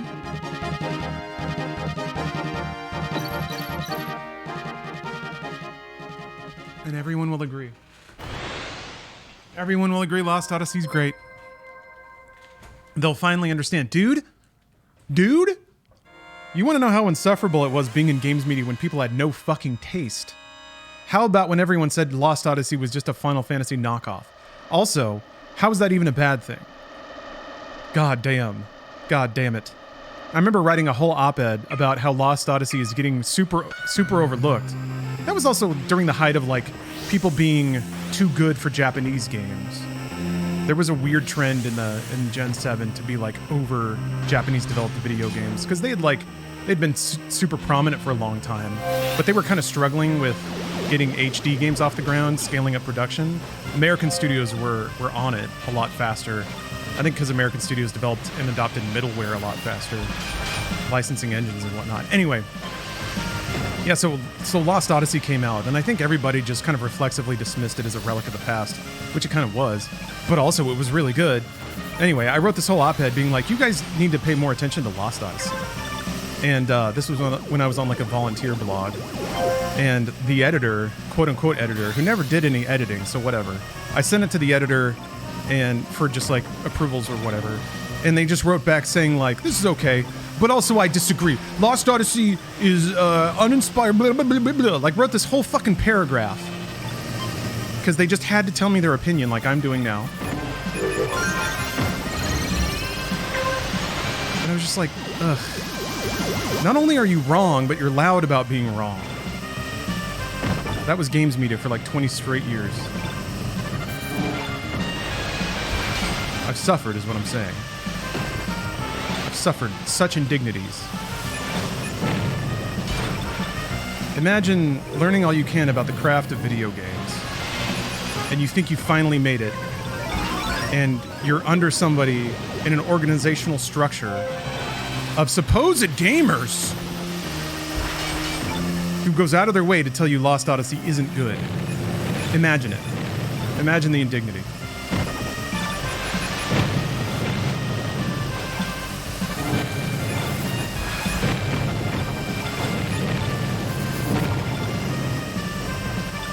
It can barely be imagined. That was the last lap. Damn it.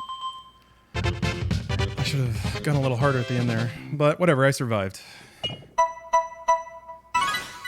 Do you need to play Lost Planet to understand the story of Lost Odyssey? Should I play Lost Vikings before or after? You can kind of play them in whatever order you want, but you definitely need to play all of them.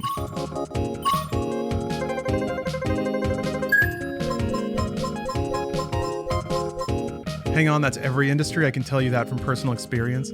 Yeah, photo whacking, I agree. I think what it took me a while to realize, and it's unfair to the people whom I judged severely for their bad opinions, like that editor, and also everyone that thought Skyrim was good, is that that's not so uncommon. I guess what I thought. This was my fallacious thinking. That seems like it's related to fellatio, but it's supposed to be like fallacy. Anyway, my baby thought was that due to like the difficulty of entry in games media or any other crowded space, that once I got there, I'd be surrounded by the best of the best. The people who genuinely did love games and contributed a lot to it and spent a lot of time thinking about it and were only interested in like constructive and creative viewpoints. That was not true. That was not true at all.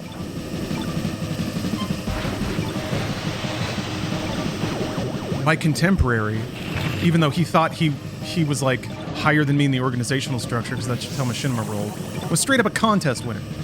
Won a contest, ingratiated with the right people, got a job.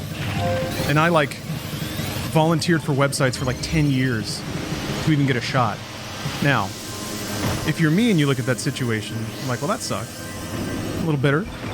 If you're anyone else, you look at that situation and you're like, well, I did the stupid thing. I could have just won a contest and sucked up to the right person.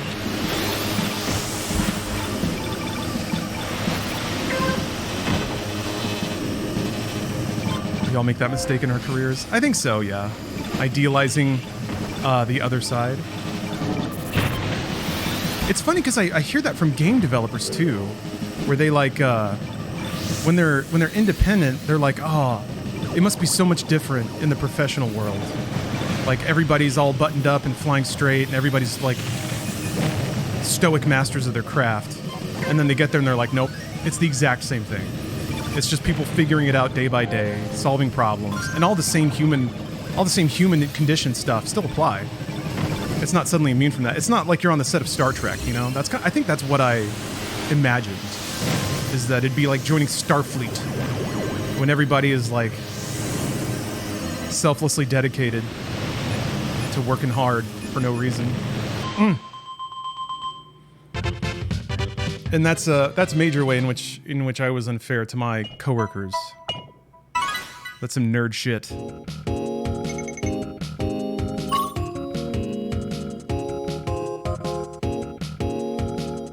I imagine it'd be even worse in big game dev. Yeah, I don't have tons of insight about that aside from like, I mean, Stephanie has worked up the corporate ladder at developers big and small. So I get some insight based on her experiences. And yeah, it's the interesting thing is there's very little consistency. There's very little you can apply generically to every company or group of people. But there are companies that are just complete shit shows. Like they don't even understand their product, and they don't need to, because they understand how to make it make money, and that's their job. So yeah.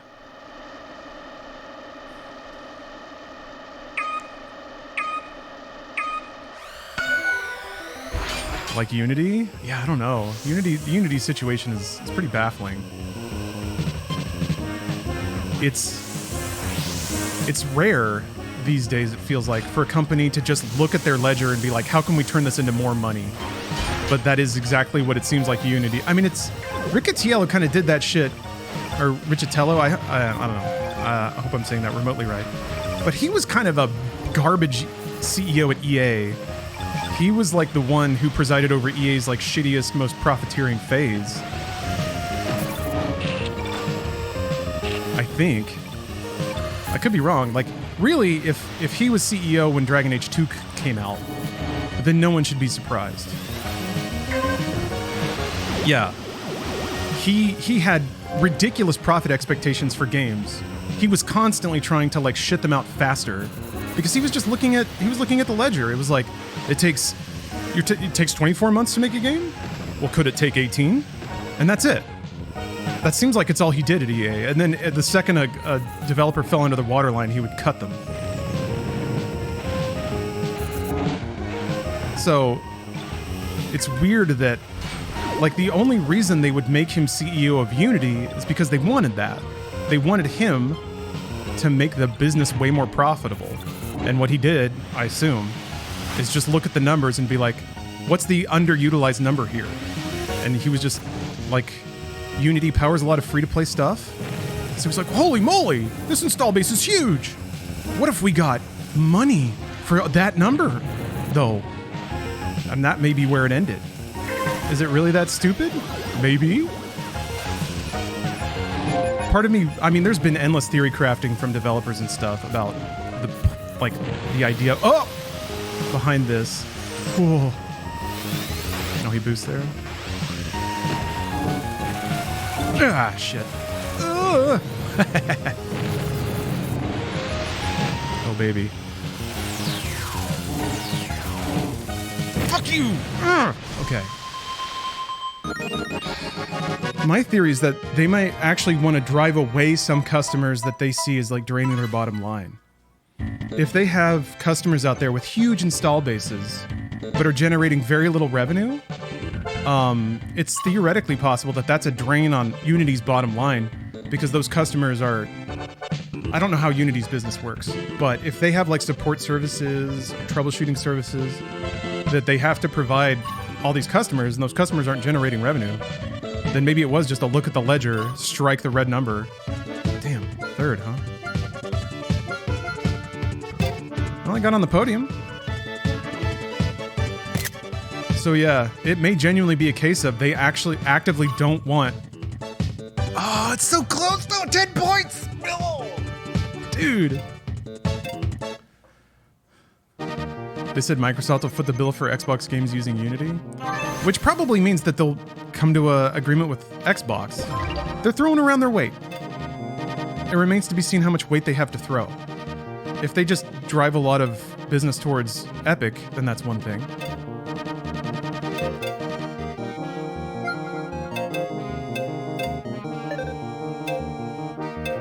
Means they never spoke to Xbox or Microsoft and are just guessing. That's a lot of business. I think that's the other thing is like the overarching and impossible to avoid takeaways that the messaging and comms here was garbage. And Unity comms officer, if you're listening right now, I'm sorry, but that's true. That's the truth. Woof. Could have been messaged so much better. Even if it is as bad as it sounds. Because they're trying to backpedal hard, right? Like, no, it doesn't want to apply to X, Y, and Z. Another thing that's interesting is they can't say the number, right? They keep saying like, oh, it won't affect indies though. Like, we're good guys. We're just going after like the Honkai Star Rails, which is, I think, the idea. It's a wealth tax on Unity, basically. But they can't tell you what counts as wealthy because they don't want to give you any numbers about how their business is doing. Because if they give you the waterline of what they consider wealthy, you can do a ton of extrapolating. And also that then will affect people choosing to use Unity. It reminds me a lot of the deals with MCNs. Because they want to keep lines in the water because they know that any indie thing can become the next Among Us. And they want their engine powering that. And they also want a fee structure that can scale with installs in case it accidentally becomes a 20 million player game. So like a lot of MCNs, it's like, we don't give two shits about you until you're like a fat cow we can milk. And then suddenly you're a premium customer. But that really just means we're going to do just enough to take like X% of your revenue. We're going to give you the illusion of doing something for you. But we won't even give two shits about the song and dance if you can't generate money for us. Yeah, like Netflix streaming numbers, of course. Yeah, why give that info away? And plus, you're just inviting press to make comparisons and things, which is what I always do. We should not be giving a company the legal leverage to charge people based on what I am doing with my devices. The devs have nothing to do with whether or not I install their game multiple times. What possible connection could drive that precedent? I mean, it's not illegal, Game Largo.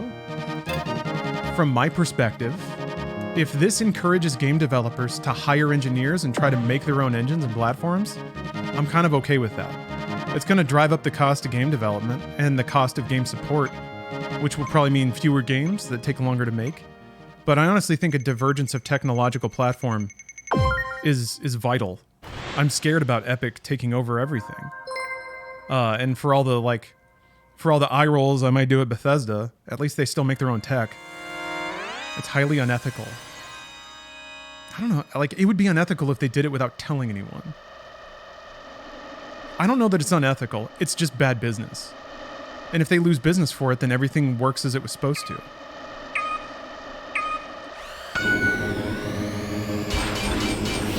It's shitty, not illegal, could be said about most of capitalism? Yes. What's the point of judging morality? Well, truly, what's the point? Saying we should not do this. Who is we?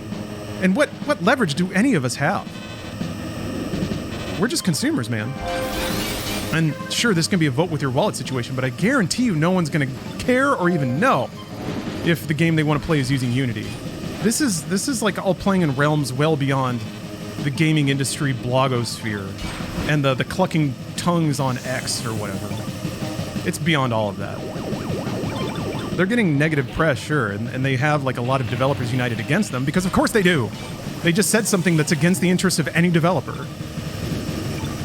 So yeah, the drama's playing out as it's supposed to, but if Unity makes more money in the end, or spends less money, then that's business. And again, I really hope that it just increases the diversity of tech platforms in gaming.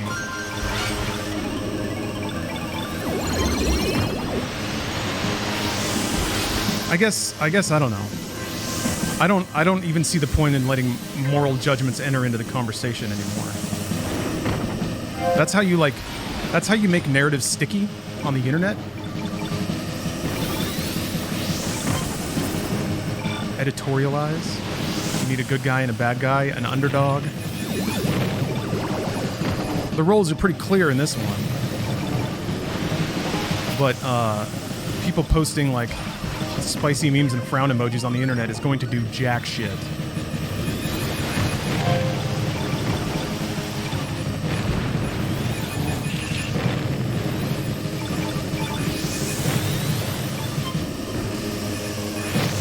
I don't think Riccatiello cares much. Am I in a Grand Prix right now? I can't remember.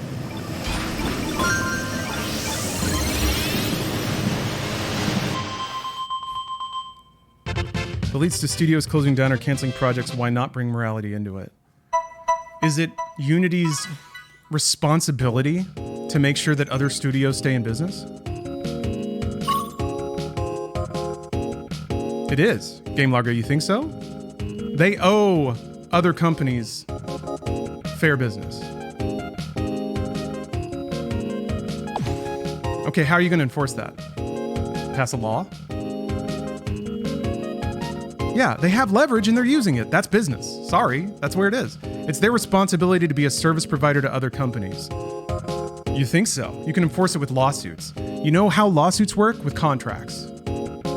You can't go to the judge and be like, "Judge, they were mean to me. Make them give me that cheaper." That doesn't work.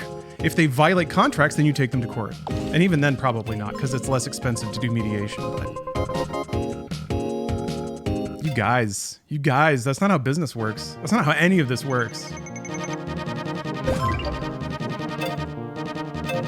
They're still a service provider, though, even if you don't like the conditions. Sure. And their services are provided on the market at a certain cost. And if they raise the cost of their services, that creates fertile ground for competitors to come in and offer better services at lower prices. That's how it works. Not crossing your arms and frowning at somebody for raising the price of something. That is not the argument. All right, let me know the argument. How can we make Unity be nice?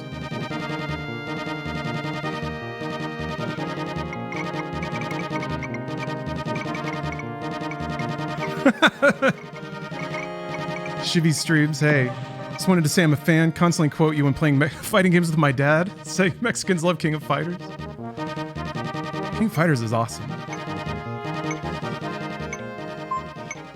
Mexicans have given us so much. They gave us an alien? Yes.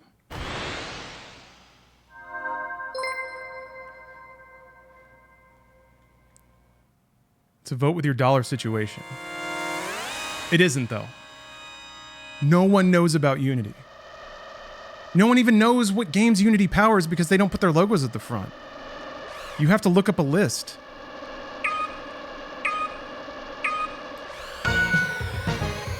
Why hesitate in condemning bad business? Because it's histrionics. I'm tired of that shit on the internet. How dare you! And then you're looking around, making sure everyone's watching you. Oh! I am a virtue warrior! Fuck off, dude. It's so much noise. I'd rather focus on, like, what actually happens. Oh! Because it's just empty feelings. It's empty. And you know, it disappears so fast. They don't arbitrarily set a cost and pass it on to someone who has nothing to do with it. That's what they... Or they pull their games off Game Pass. If they're prepared to do that, then that's how that works. You're saying don't do this, don't do that. Okay, they're doing it though. If companies fucked up shit, we're just supposed to nod along? No, you can be an independent, educated consumer. You can make decisions. I'm not telling you not to do that. Ooh, yeah, I did get a lot of power for that. Just don't be surprised when you're the only one. Like, here, oh, wait, no, I can't pause this. Oh, damn it. Fuck. I wanted to bring up the Modern Warfare 2 dedicated server boycott screen. Think about that JPEG whenever you consider organized movements from the gamers. They don't exist. They do not exist.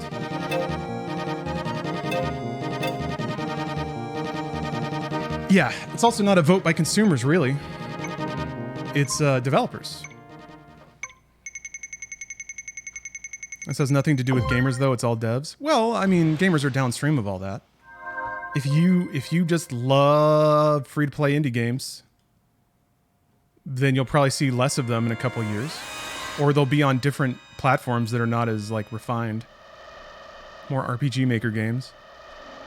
Didn't the original F-Zero have a giant rubber banding catch-up system? Yeah. Yep. They were always pretty much right behind you, I think.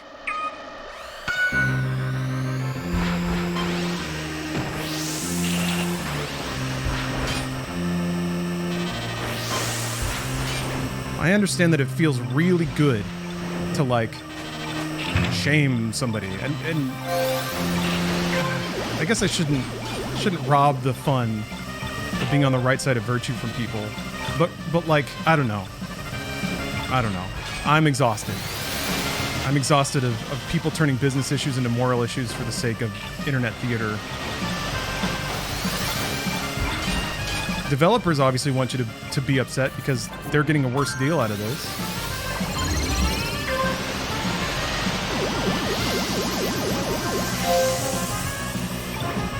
And I'm never a fan of corporations angling on more passive income. I hate that shit. That's every company now. They all want a subscription. They all want, like, passive money. It just exists. Ah, here we go. This is the kind of thing that keeps us in this shit. Keeps companies just deciding they can yank cash out of people's pockets. That's business. Consumers are dumb. No one wants to understand. Companies can do what they want. This happens all the time. These are equivocations and all wells. Tell me what to do. They are single-handedly decided to close studios and they know it. Immoral, period. Okay. Now what? Now what, Game Largo? Solidarity. Okay, you've got it.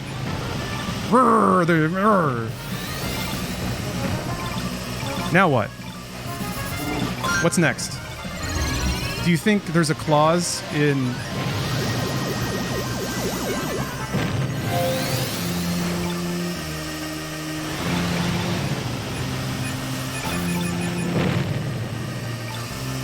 Do you think companies are out there being like, oh, is there solidarity? Oh, there is solidarity. Oh, okay, well. It's not my attitude. You're imbuing a sentiment and an attitude on my comments that I don't have. I'm not imbuing shit. I'm asking you what the real world practicality is. What's the praxis of Dev Studio Union? Now that would be cool. Now that was like theoretically something that could, when you have to like, when like 20 developers negotiate a service contract with Unity. Okay. Game developers will never unionize. They don't have the patience for it. They don't have the like, well, prove me wrong, game development companies. There's just zero chance. Because the most popular ones don't want unions, obviously. And there's zero chance that like an Activision is going to be in the same rights negotiation group as Devolver. They have fundamentally different goals and they're competing with each other. They should, Zoombini, I agree. But they got too much money without it. Yeah, it'd be pretty cool if game developers would unionize and then also studios would unionize. That'd be cool. Don't programmers and development companies sign non-competes too? Well, yeah, that's true of most like tech studios or whatever. Not even a union, you're talking about a business organization? Yeah, I guess the ESA should have been that, right? Where's the ESA in this whole debacle? Working hard on behalf of the industry, I'm sure. Yeah, good time for a gamer stretch. Listen, I'm not telling you to not... You can judge the movement all you want. I'm just tired of the performance of it. I don't think that having feelings affects the world much. Ooh, Steve must be otaku. Has redeemed a real card. A real card!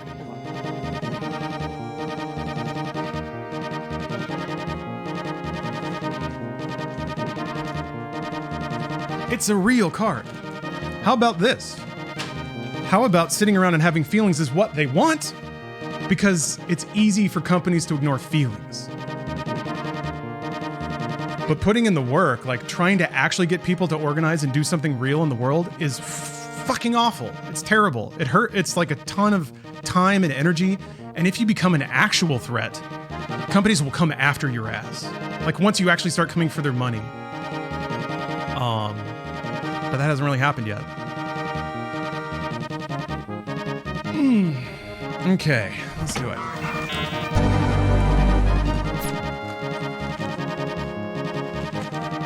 I want unions. I want corporations to have less money.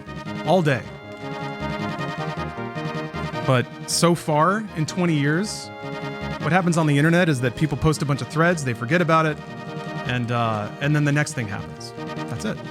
So, I don't know, maybe this one will be different. I'm confident that Unity will backtrack or change their terms. But only if they lose assloads of business. And it's not the business, like I'm pretty sure they want to lose some business. I actually think that they did this to cut some customers without just dismissing them or like not renewing their contracts en masse. Didn't the CEO of Unity sell 2,000 of his shares? Yes. How much money do you think that is? Did you look it up? Unity stock trades for about $30 a share. So that's about 60 grand. That's not a nothing amount of money. Also, Unity's share price only went down about 10%. So he saved himself losing about $5,000. It sounds really corrupt. Until you like, well, I mean, that's bad, I guess. All right, let's draw a card. Let's draw a card. Is that not insider trading? If he sold all of his shares, maybe.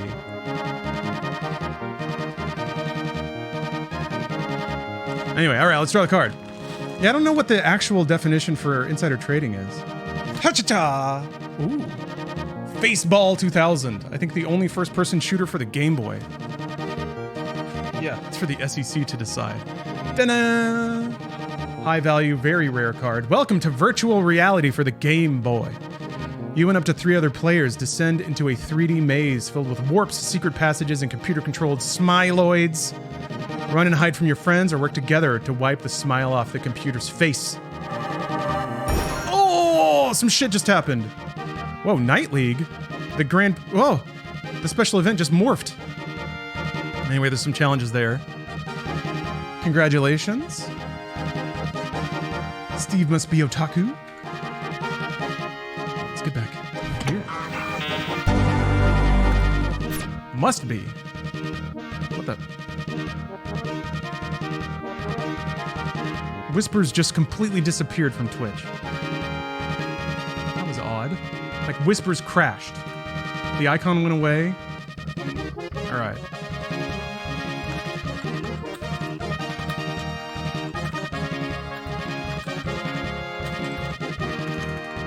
Oh yeah, X versus Sever. Now that's a game. I need to get into the X versus Sever verse. I also have a million things to mail out. I think I have more giveaways too that I forgot about. I'll do those during the subathon. All right, hold on. I am interested in this conversation because I struggle with my own, what's the word? Cynicism sometimes. Let's see here.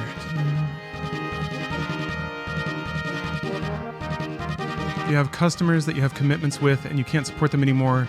You change your model once you manage that issue.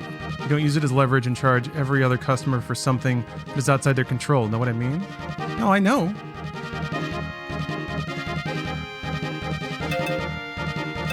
But they do. They are.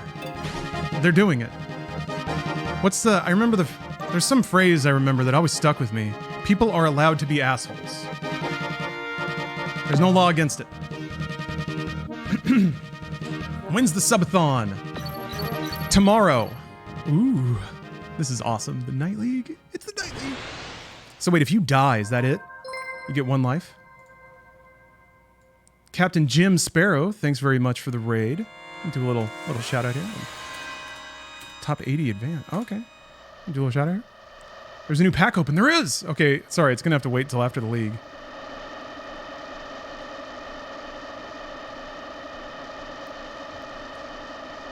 It's only illegal to be an asshole if it also breaks the law. And even then, sometimes not if you're rich enough.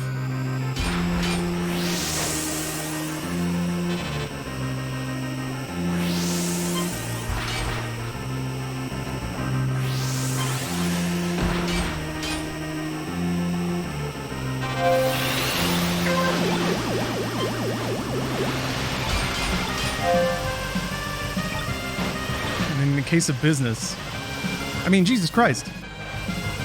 So here's a case study in praxis in gaming. Activision Blizzard, sued by both the US federal government and the state of California for systemic sexism in their hiring practices. They settled to the tune of it was a pathetic settlement. The federal one was what, $9 million or something like that? It was less than a day's worth of revenue for the company. It was they basically earned that money by lunch to distribute among all the women that were subject to this treatment. And I think the California suit is getting thrown out because there was a lawyer who was involved with the federal case and then moved to California to get on that case, and they're basically charging collusion. I don't know. If you want to get conspiratorial, I think they actually baited this dude into being on both cases so they could get one thrown out, which is pretty evil. Anyway, Diablo 4 comes out. Nobody cared. It wasn't part of the conversation. It wasn't part of the solidarity. Now you could argue it's because streamers like me weren't banging a drum about it. I guess. Didn't do my job. Wasn't woke enough. People forget, man. So, whoa. Oh.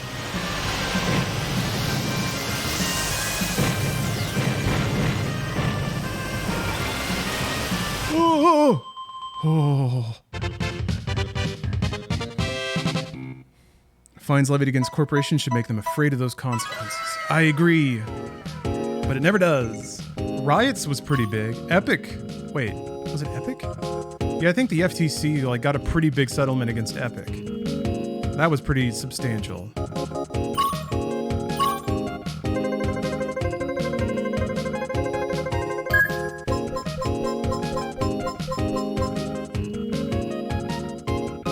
the Fortnite stuff, yeah, it was like for deceptive practices. It was basically like a cumulative charge for accidental charges in Fortnite.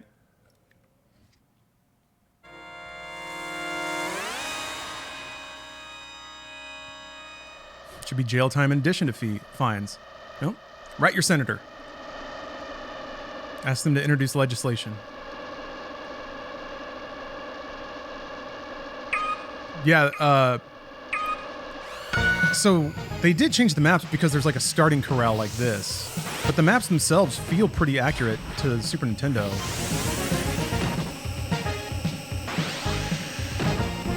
It might be a little wider?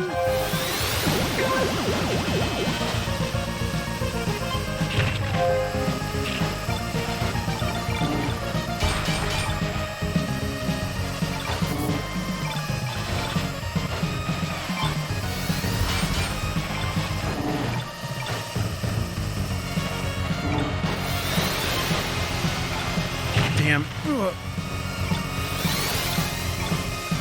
Why do people get boosts so fast? Or the Rainbow Road stuff? Ah. Man. I guess when you're... Yeah, it's just being further behind the pack. Huh. There might be some interesting strats there, like hanging back to fill up your rainbow meter. Oh, I gotta figure out what that's actually called.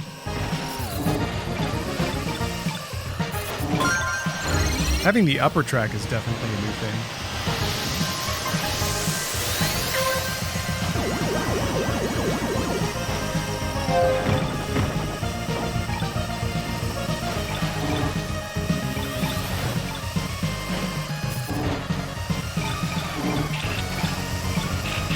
Damn it. Ugh.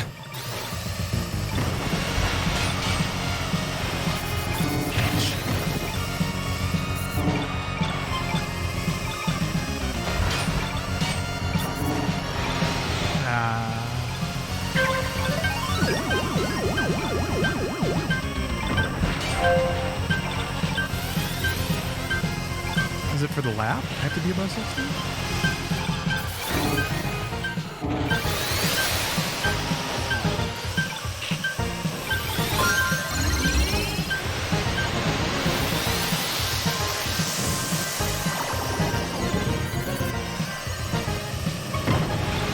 Damn. Whew.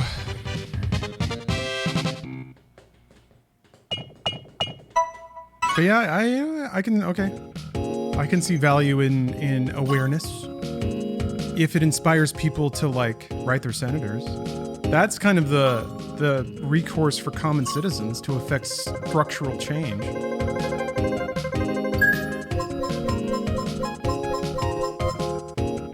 Or I guess make a post on Reddit that tries to whip up sentiment against the thing so that people remember it when it comes time to spend money. Yeah, Rick, giving people the HOV lane makes up for it. It's an interesting mechanic, basically getting to bypass the crowd. Except you're in there with everybody else using it, which is kind of interesting.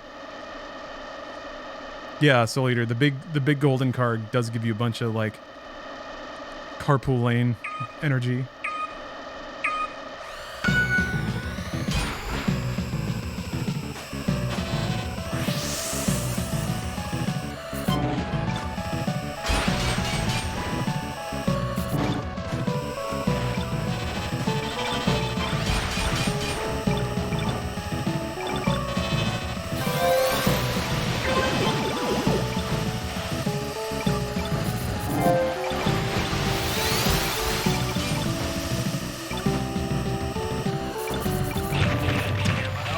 Shit.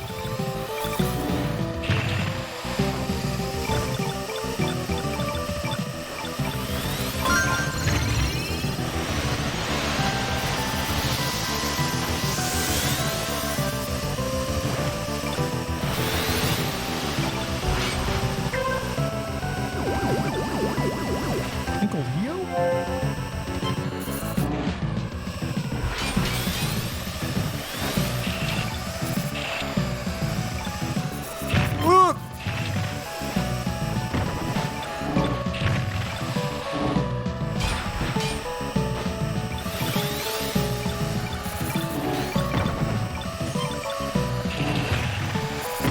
remember, like, God, it was like back in 2012 or whatever, when people getting all hopped up, all angry about stuff on the internet, or on social media rather, was sort of a new phenomenon. And I remember trying to talk it through with somebody. People were like all being mad about something some sheriff did in Alabama. And I was like, you know that he's not reading this, right? You know that when you just say it out loud on Twitter, that he doesn't hear this. And then somebody replied with, no, he does. This is where the conversation is. And like, I just stared at that for a little bit. And I was like, does this person really think that like some racist sheriff is looking up on Twitter specifically to see what people say about him? And is going to be so mad when he finds out that all these tweens are like mad? Just because that's where the conversation is. I've got to go where the conversation is. I need to find that discourse.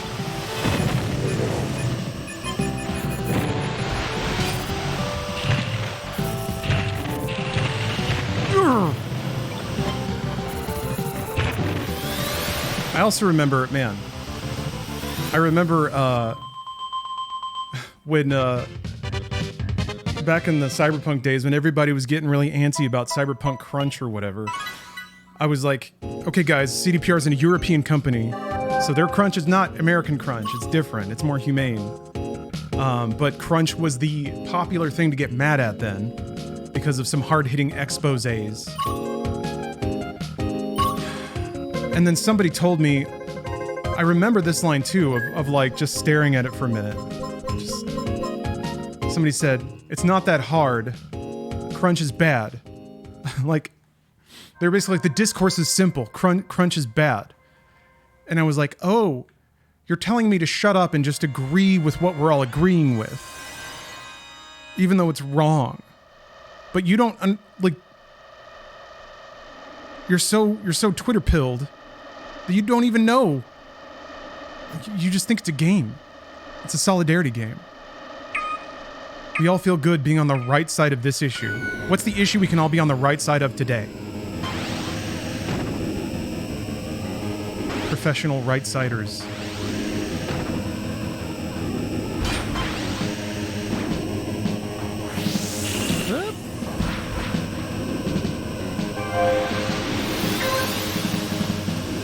There's at the wrong time.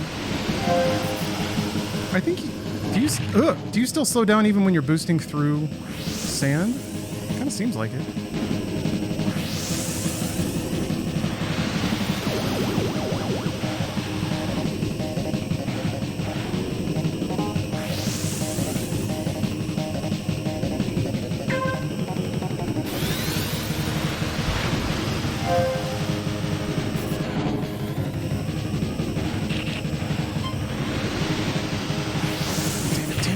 Bounced off both. I'll go for one more. Ugh! How do I keep hitting those so perfectly? God damn! Not today. Shit! Fuck! Come on! That sucks. A little like sometimes you hit a particular way and it just rockets you across the track.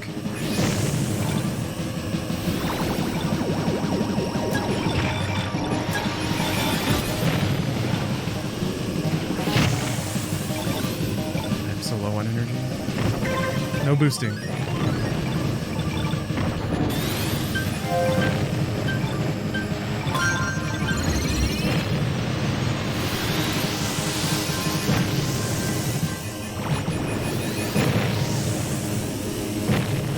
Now boosting.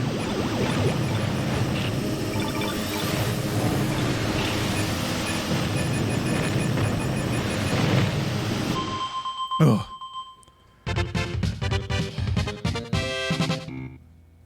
So the same as saying that only American capital is exploitative. I think if you're selling your labor power and also forced to crunch, then that would be net a negative regardless of how pro-labor your capitalist country is.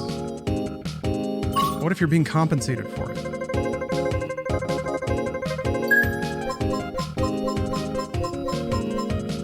Seen the Double Fine Psychodicy documentary. No. Best piece of media I've ever seen on the game dev process. Tackles crunch and leadership issues in a very nuanced way. Well, I guess. I mean, I've been living with a game developer for 10 years. But yeah, I should watch documentaries. I don't know. Yeah. I guess Double Fine doesn't have any reason to misrepresent anything.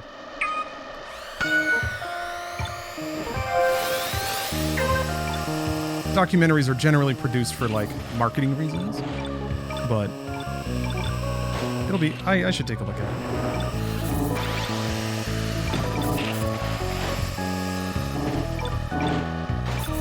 I didn't mean to sound dismissive there, by the way. By like, I wasn't trying to like pull a trump card of I know more. It was more like when it comes to like getting a unbiased and nuanced look. I feel like the perspective I got just from like knowing Stephanie and listening to her tell stories about game dev, and even like over the course of being in a relationship with her and the various companies she's worked at.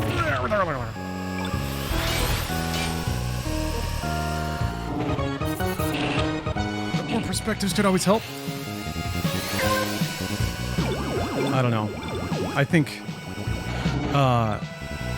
there was an annoying window, which God bless them, I can't like be too shitty about, because I shouldn't fault them for trying. But yeah, Games Media made it. They were like corporate watchdogs for a minute there, just and like that's better than just being enthusiast press. So don't get me wrong, but I do think that they stepped into a depth well beyond many of their investigative and writing abilities. And also started commenting about things they genuinely had no direct experience with, like crunch and game development. I mean, Game Press has a lot of experience with crunch because they crunch all the time, which kind of also makes it extra hypocritical to insist that game developers never do it, or that it's wrong in every circumstance. Woo.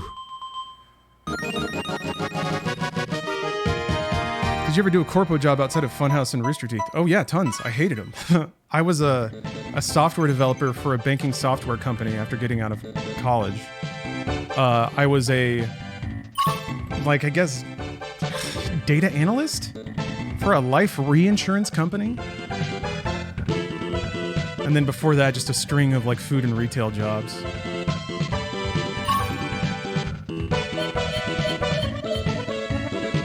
Don't take my pessimism as like not getting fucked by the work economy, because I certainly have. Notepad's always number one. Like Neo from the Matrix stuff? I mean, yeah, I guess.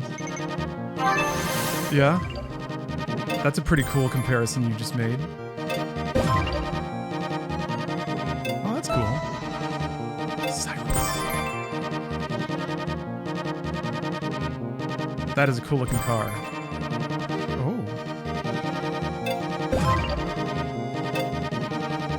Oh, I'm a contracted worker at an Intel facility. The corpo vibe is weird. Only did restaurant jobs before. Oh yeah, when it's like Intel his mother, Intel his father kind of stuff.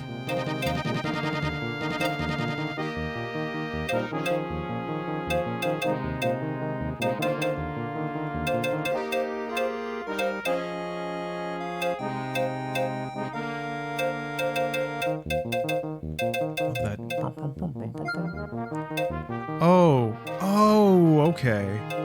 That's what decal means. Oh, that's cool. So it changes. Ah. So there are kind of way more colors than just that grid. All right.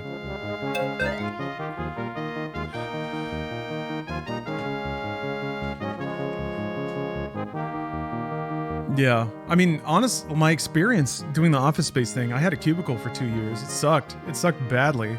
Also, like I was...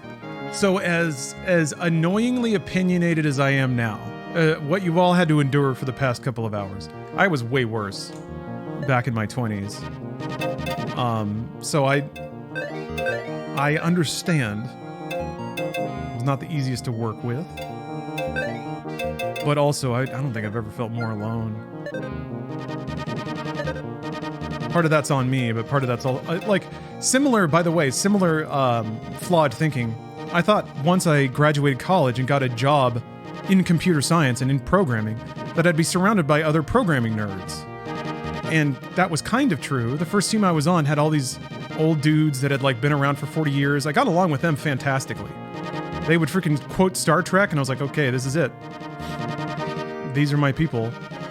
But I don't think I didn't catch up on their code base as fast as they wanted, I think, because I think a few months went by, and I wasn't really just like grinding through assignments like I guess they expected. So they moved me to a more top-level team.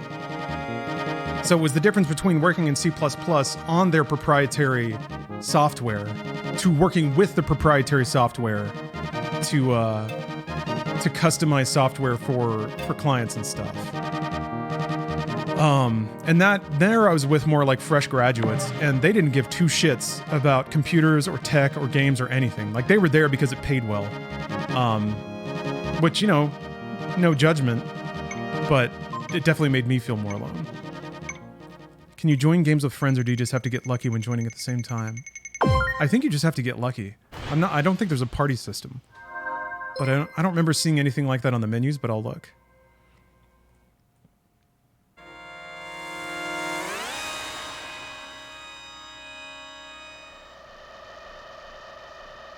But yeah, that job was one of my bigger motivators to throw myself more completely into trying to find a space in gaming, whether that was in game dev or in games media. I was doing both the whole time. That was always the play. Because early on in my life, like, Twitch didn't exist yet. Even YouTube wasn't really around. So there wasn't a whole lot of video media. There was like Video Power, Flights of Fantasy. But the idea of working in entertainment was like, for me, a stretch. I was like, oh, I'm not that entertaining, but I can write. So I would like post crappy game reviews on the internet in like the late 90s.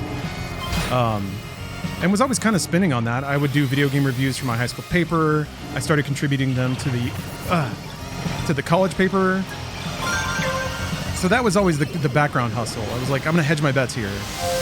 I can get a computer science degree and work on games, or I can enter games media and work around games.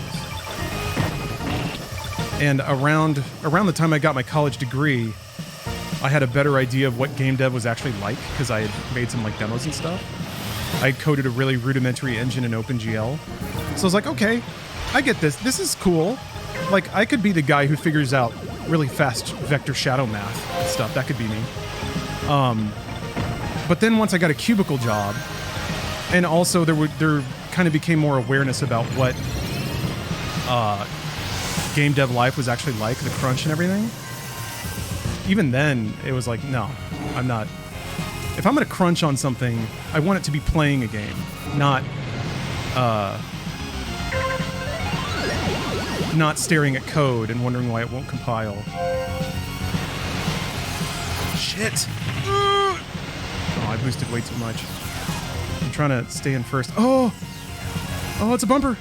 No. Oh, I didn't know they could spin. That's cool.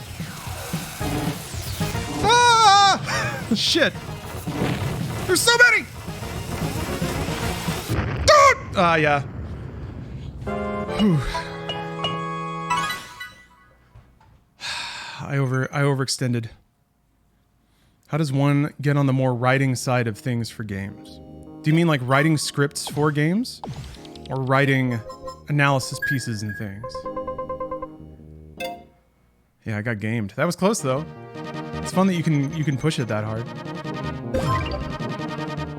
Scripts. Okay. I mean, there's a lot of competition for that, as you might imagine. The easiest way is to probably try to find an indie team to get on. There's gaming forums you can go to where kind of indie teams come together, try to get like an itch release that you've written.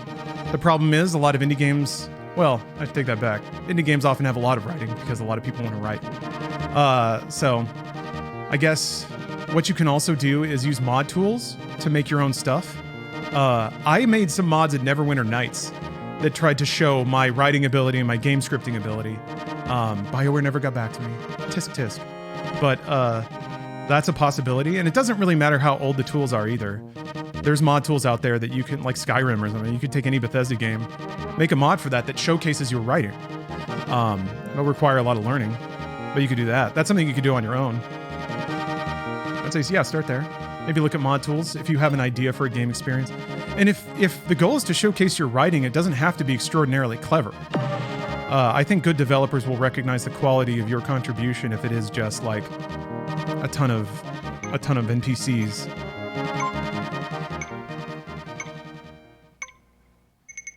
Yeah, the pathway from being a modder to employed by a company is pretty healthy these days. Which is not to say that every modder gets hired, but I was really fascinated with Siberian Mayhem. It was basically like a QA team that became a dev team, and then like Crow Team worked with him to develop an expansion.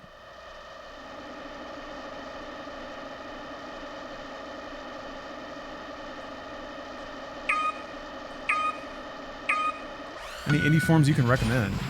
Unfortunately, no, because I don't really move in those circles. That could be the start of your journey. Trying to find the subreddits. You want to see some, man, if you want some primo Unity piss-offedness, that's where to find it, I'm sure.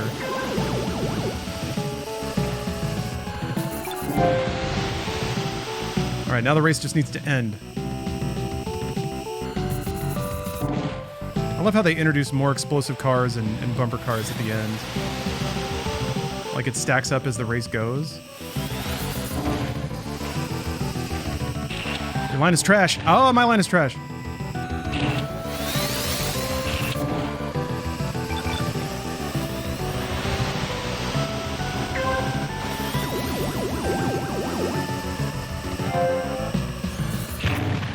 But yeah, despite getting like a breakaway at the beginning, you can't hold on to it because of the catch-up mechanic. The HOV lane, it's awesome. That's such a cool idea. And it specifically like trickles to the back, which is another really cool idea. And it does it, it's like not a blue shell. It's not as like painful as that. It's much more passive and natural.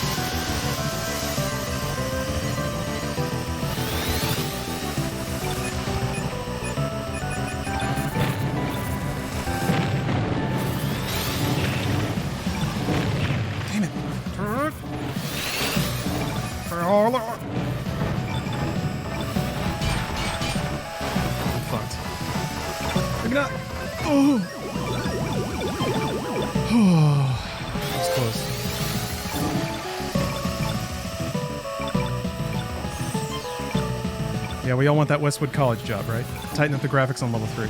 I mean, that's kind of what streaming has become. You just kind of ramble about a game.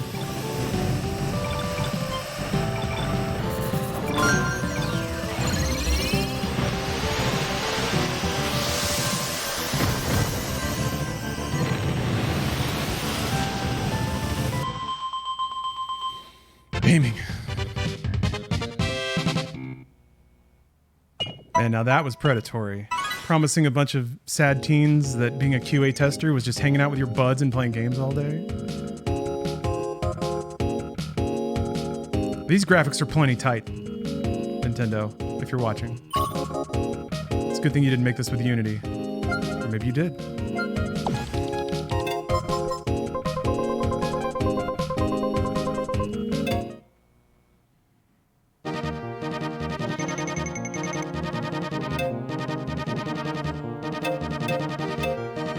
Kind of neat that the Grand Prix are the collections of all the races from the old Grand Prix. QA Tester Now is getting fired before launch and getting your name removed from the credits. Yeah. So here's the scary thing. I'm glad that Activision QA unionized, but I don't think they've reached a contractual agreement yet. And that kind of worries me. The last update from them was like Activision has done nothing, and that's really worrisome. Like I guess they haven't even really started negotiations. Maybe. I don't think Activision, of all companies, wants to be the first company to actually, like, reach a deal with a union. And I'm worried about what that means. They definitely don't want to be... Activision, of all companies, doesn't want to be the company that sets the precedent for making deals with the unions. They might be the shittiest, most bloodthirsty company. That's kind of unfair to say, but they might be.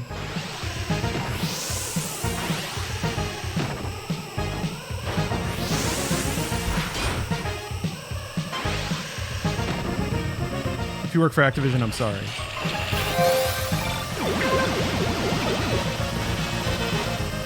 I'm sure Activision is wonderful. They're publicly traded? Yes, they are. Activision? Oh, yeah. Their stock price is doing wacky things because of the, like, up and down news about the acquisition. Everybody wants to be, well, wait, no, it was like $90 a share, but I don't know if that's locked. I don't know if you get that, like, the second the deal goes through.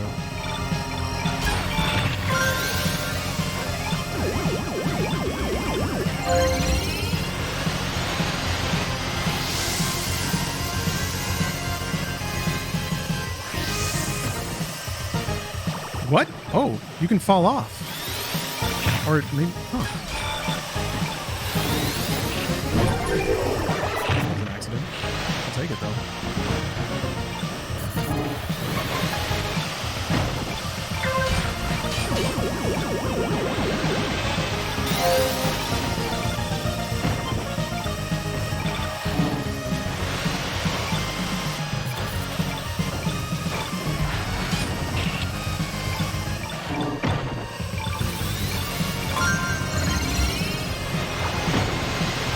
Ah! Damn it. I needed to hit that.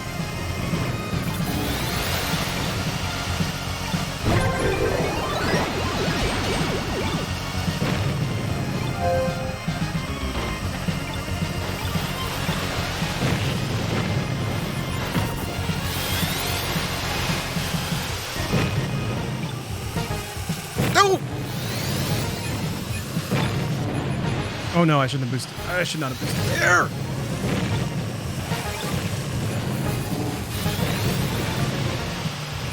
Whew. Whew.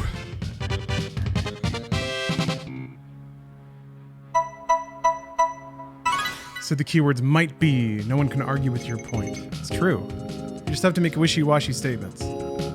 I've learned that's the key to being successful on social media, is you have to imply judgment but never say it. So when you want to position yourself as superior to something, you don't quote retweet it and be like, this is garbage. You quote retweet it and go like, wow, okay. And then everyone's like, oh, I know exactly what you mean. And you didn't actually say anything. You can like shrug out of anything. That's the way to do it. That's a take. We'll see how that goes. That whole thing. I just bit my cheek. Wow. Just wow.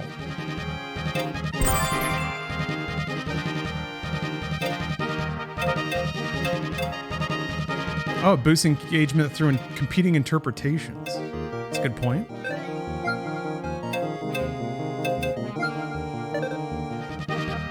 Get a load of this.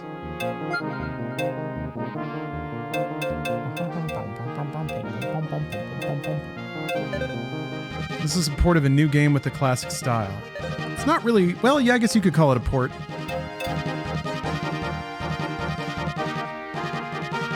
Hey, Reese Cups. What's good? F-Zero is good. F-Zero is good. All right, one more mini pre, and then I gotta head off to the rest of my day. I might. Oh shit, Reese Cups. Thank you for gifting 10 subs. Holy crap. I was just about to smooth it over. Thank you very much, Reese. Okay. Thank you again. Might come back tonight with some media tech to warm up to the Call of Duty-a-thon. Wait, hold on. I have it. Hold on. Burp, burp, burp. The Call of Duty Thon, starting tomorrow at noon Pacific, I hope. So about 24 hours from now. Gonna play through every Call of Duty campaign. All of them. Every last one. All of it. That's 29 campaigns to celebrate 20 years of Doot. Freedom isn't free. And accordingly, neither will the stream. So it's a subathon, up to 24 hours. Because it's September. Gotta cash out, right? But every time we hit a sub extension, the stream will go for 1 more hour, and I will do a dramatic reading of friend of the stream, Turbid's dramatic novel. Where he is so suicidal, he takes magical new drugs that teleport him all the way back to 1969 so that he can go to Woodstock and fall in love with somebody who's not his mom. Turbid's made it very clear to us that there's no incest in this book, which is, I feel like, an important fact to bring up. It was getting a little Back to the Future there for a second, which is why people are like, well, wait a minute. Wait a minute. But luckily, Turbid was there to set the record straight. No incest. So, sorry, folks. You'll have to get your fix somewhere else.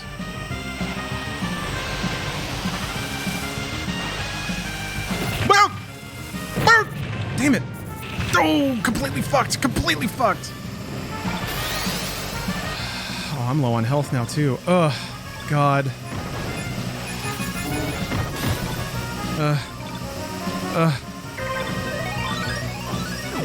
I was hoisted there. Completely hoisted. I cannot avoid. I can't avoid running into those red cars. I just can't do it.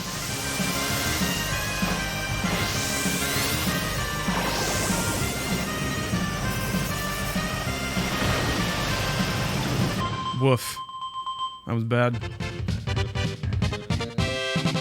I feel like that should be in the title of the story. How I went back in time but didn't fuck my mom. How could he avoid it, right? How can you possibly go back in time and not have sex with your mom? Somehow, Michael, protagonist of Do Electric Sea Cows Dream of Moonfish, is going to do it.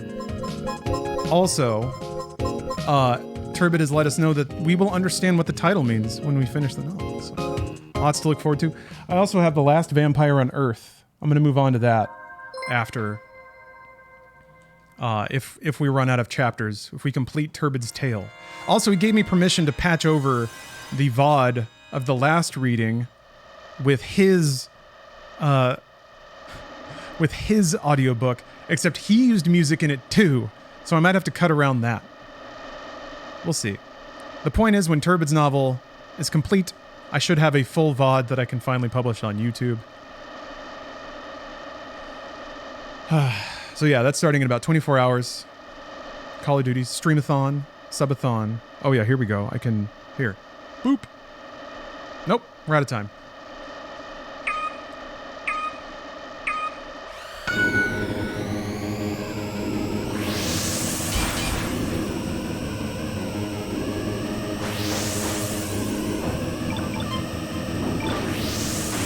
You're only doing the console games. Or, I am doing the console-only games, yes. And mobile.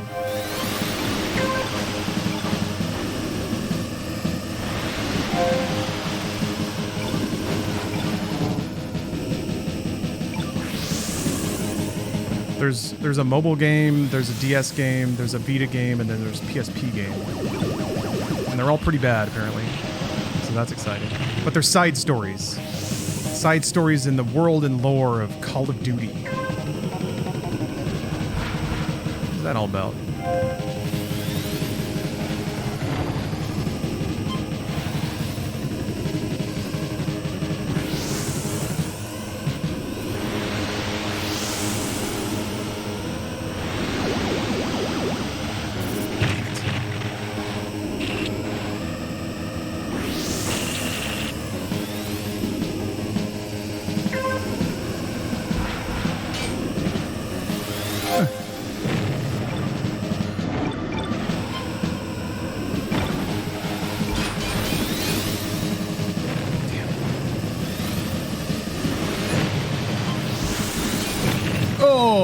That was not good.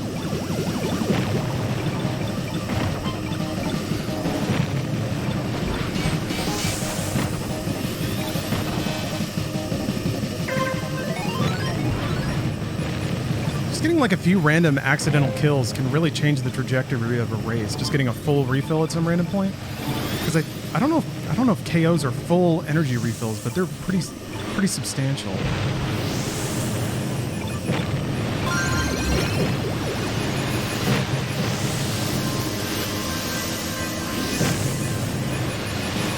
Dude! Ugh. Will you be playing the original version of Modern Warfare 1 and 2 or the remake? Both. I didn't know they were different games. I thought it was just like an up-res. But no, apparently they're like completely different stories. It's just some of the characters are named the same. So yes, both. Behold. The only game in there probably won't be playing is Black Ops 4 because it doesn't have a campaign.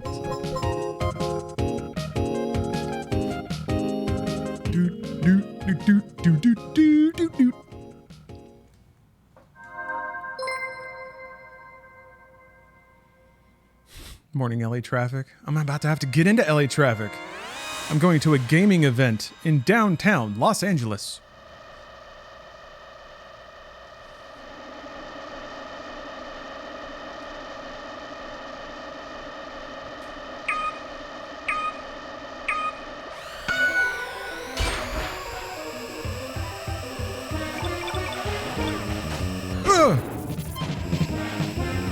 Wait, what? Oh, you can cross over. Cool.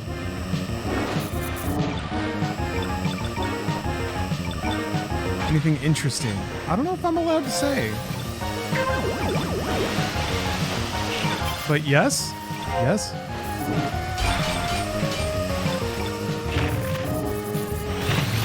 Interesting enough for me to not sit here and play F-Zero 99 all day.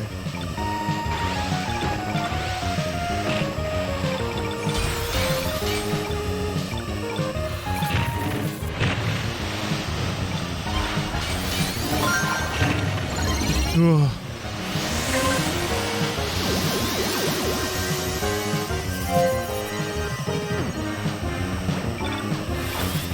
Dude. Oh.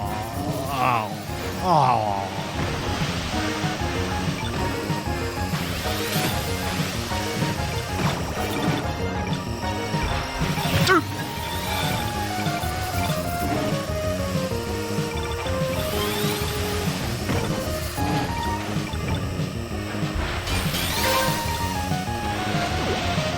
Oh, that was bad. That was bad. I gotta get like a lucky kill or something.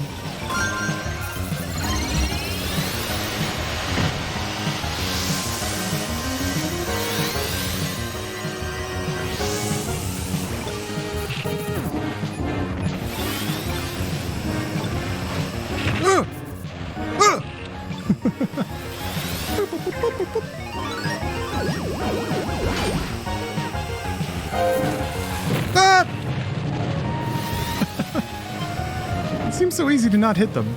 It seems so easy.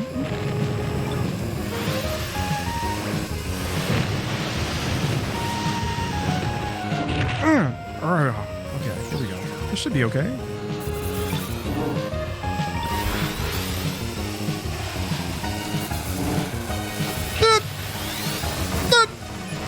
Oh.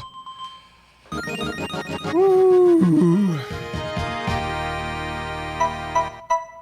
I am crazy MCMK because I have a motorcycle.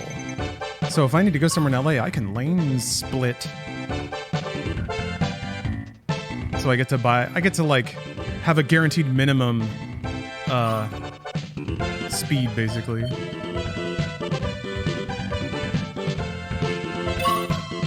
Oh, there is kind of a story? Mishmash of cutscenes that was for story mode, but it's tacked onto the specialist missions. Okay, well, if there's tactical single-player content to play through, I will.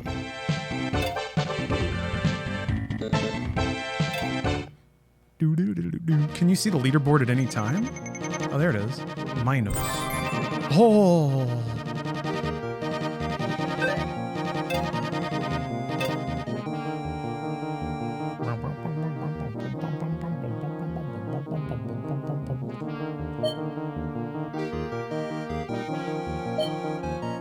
186.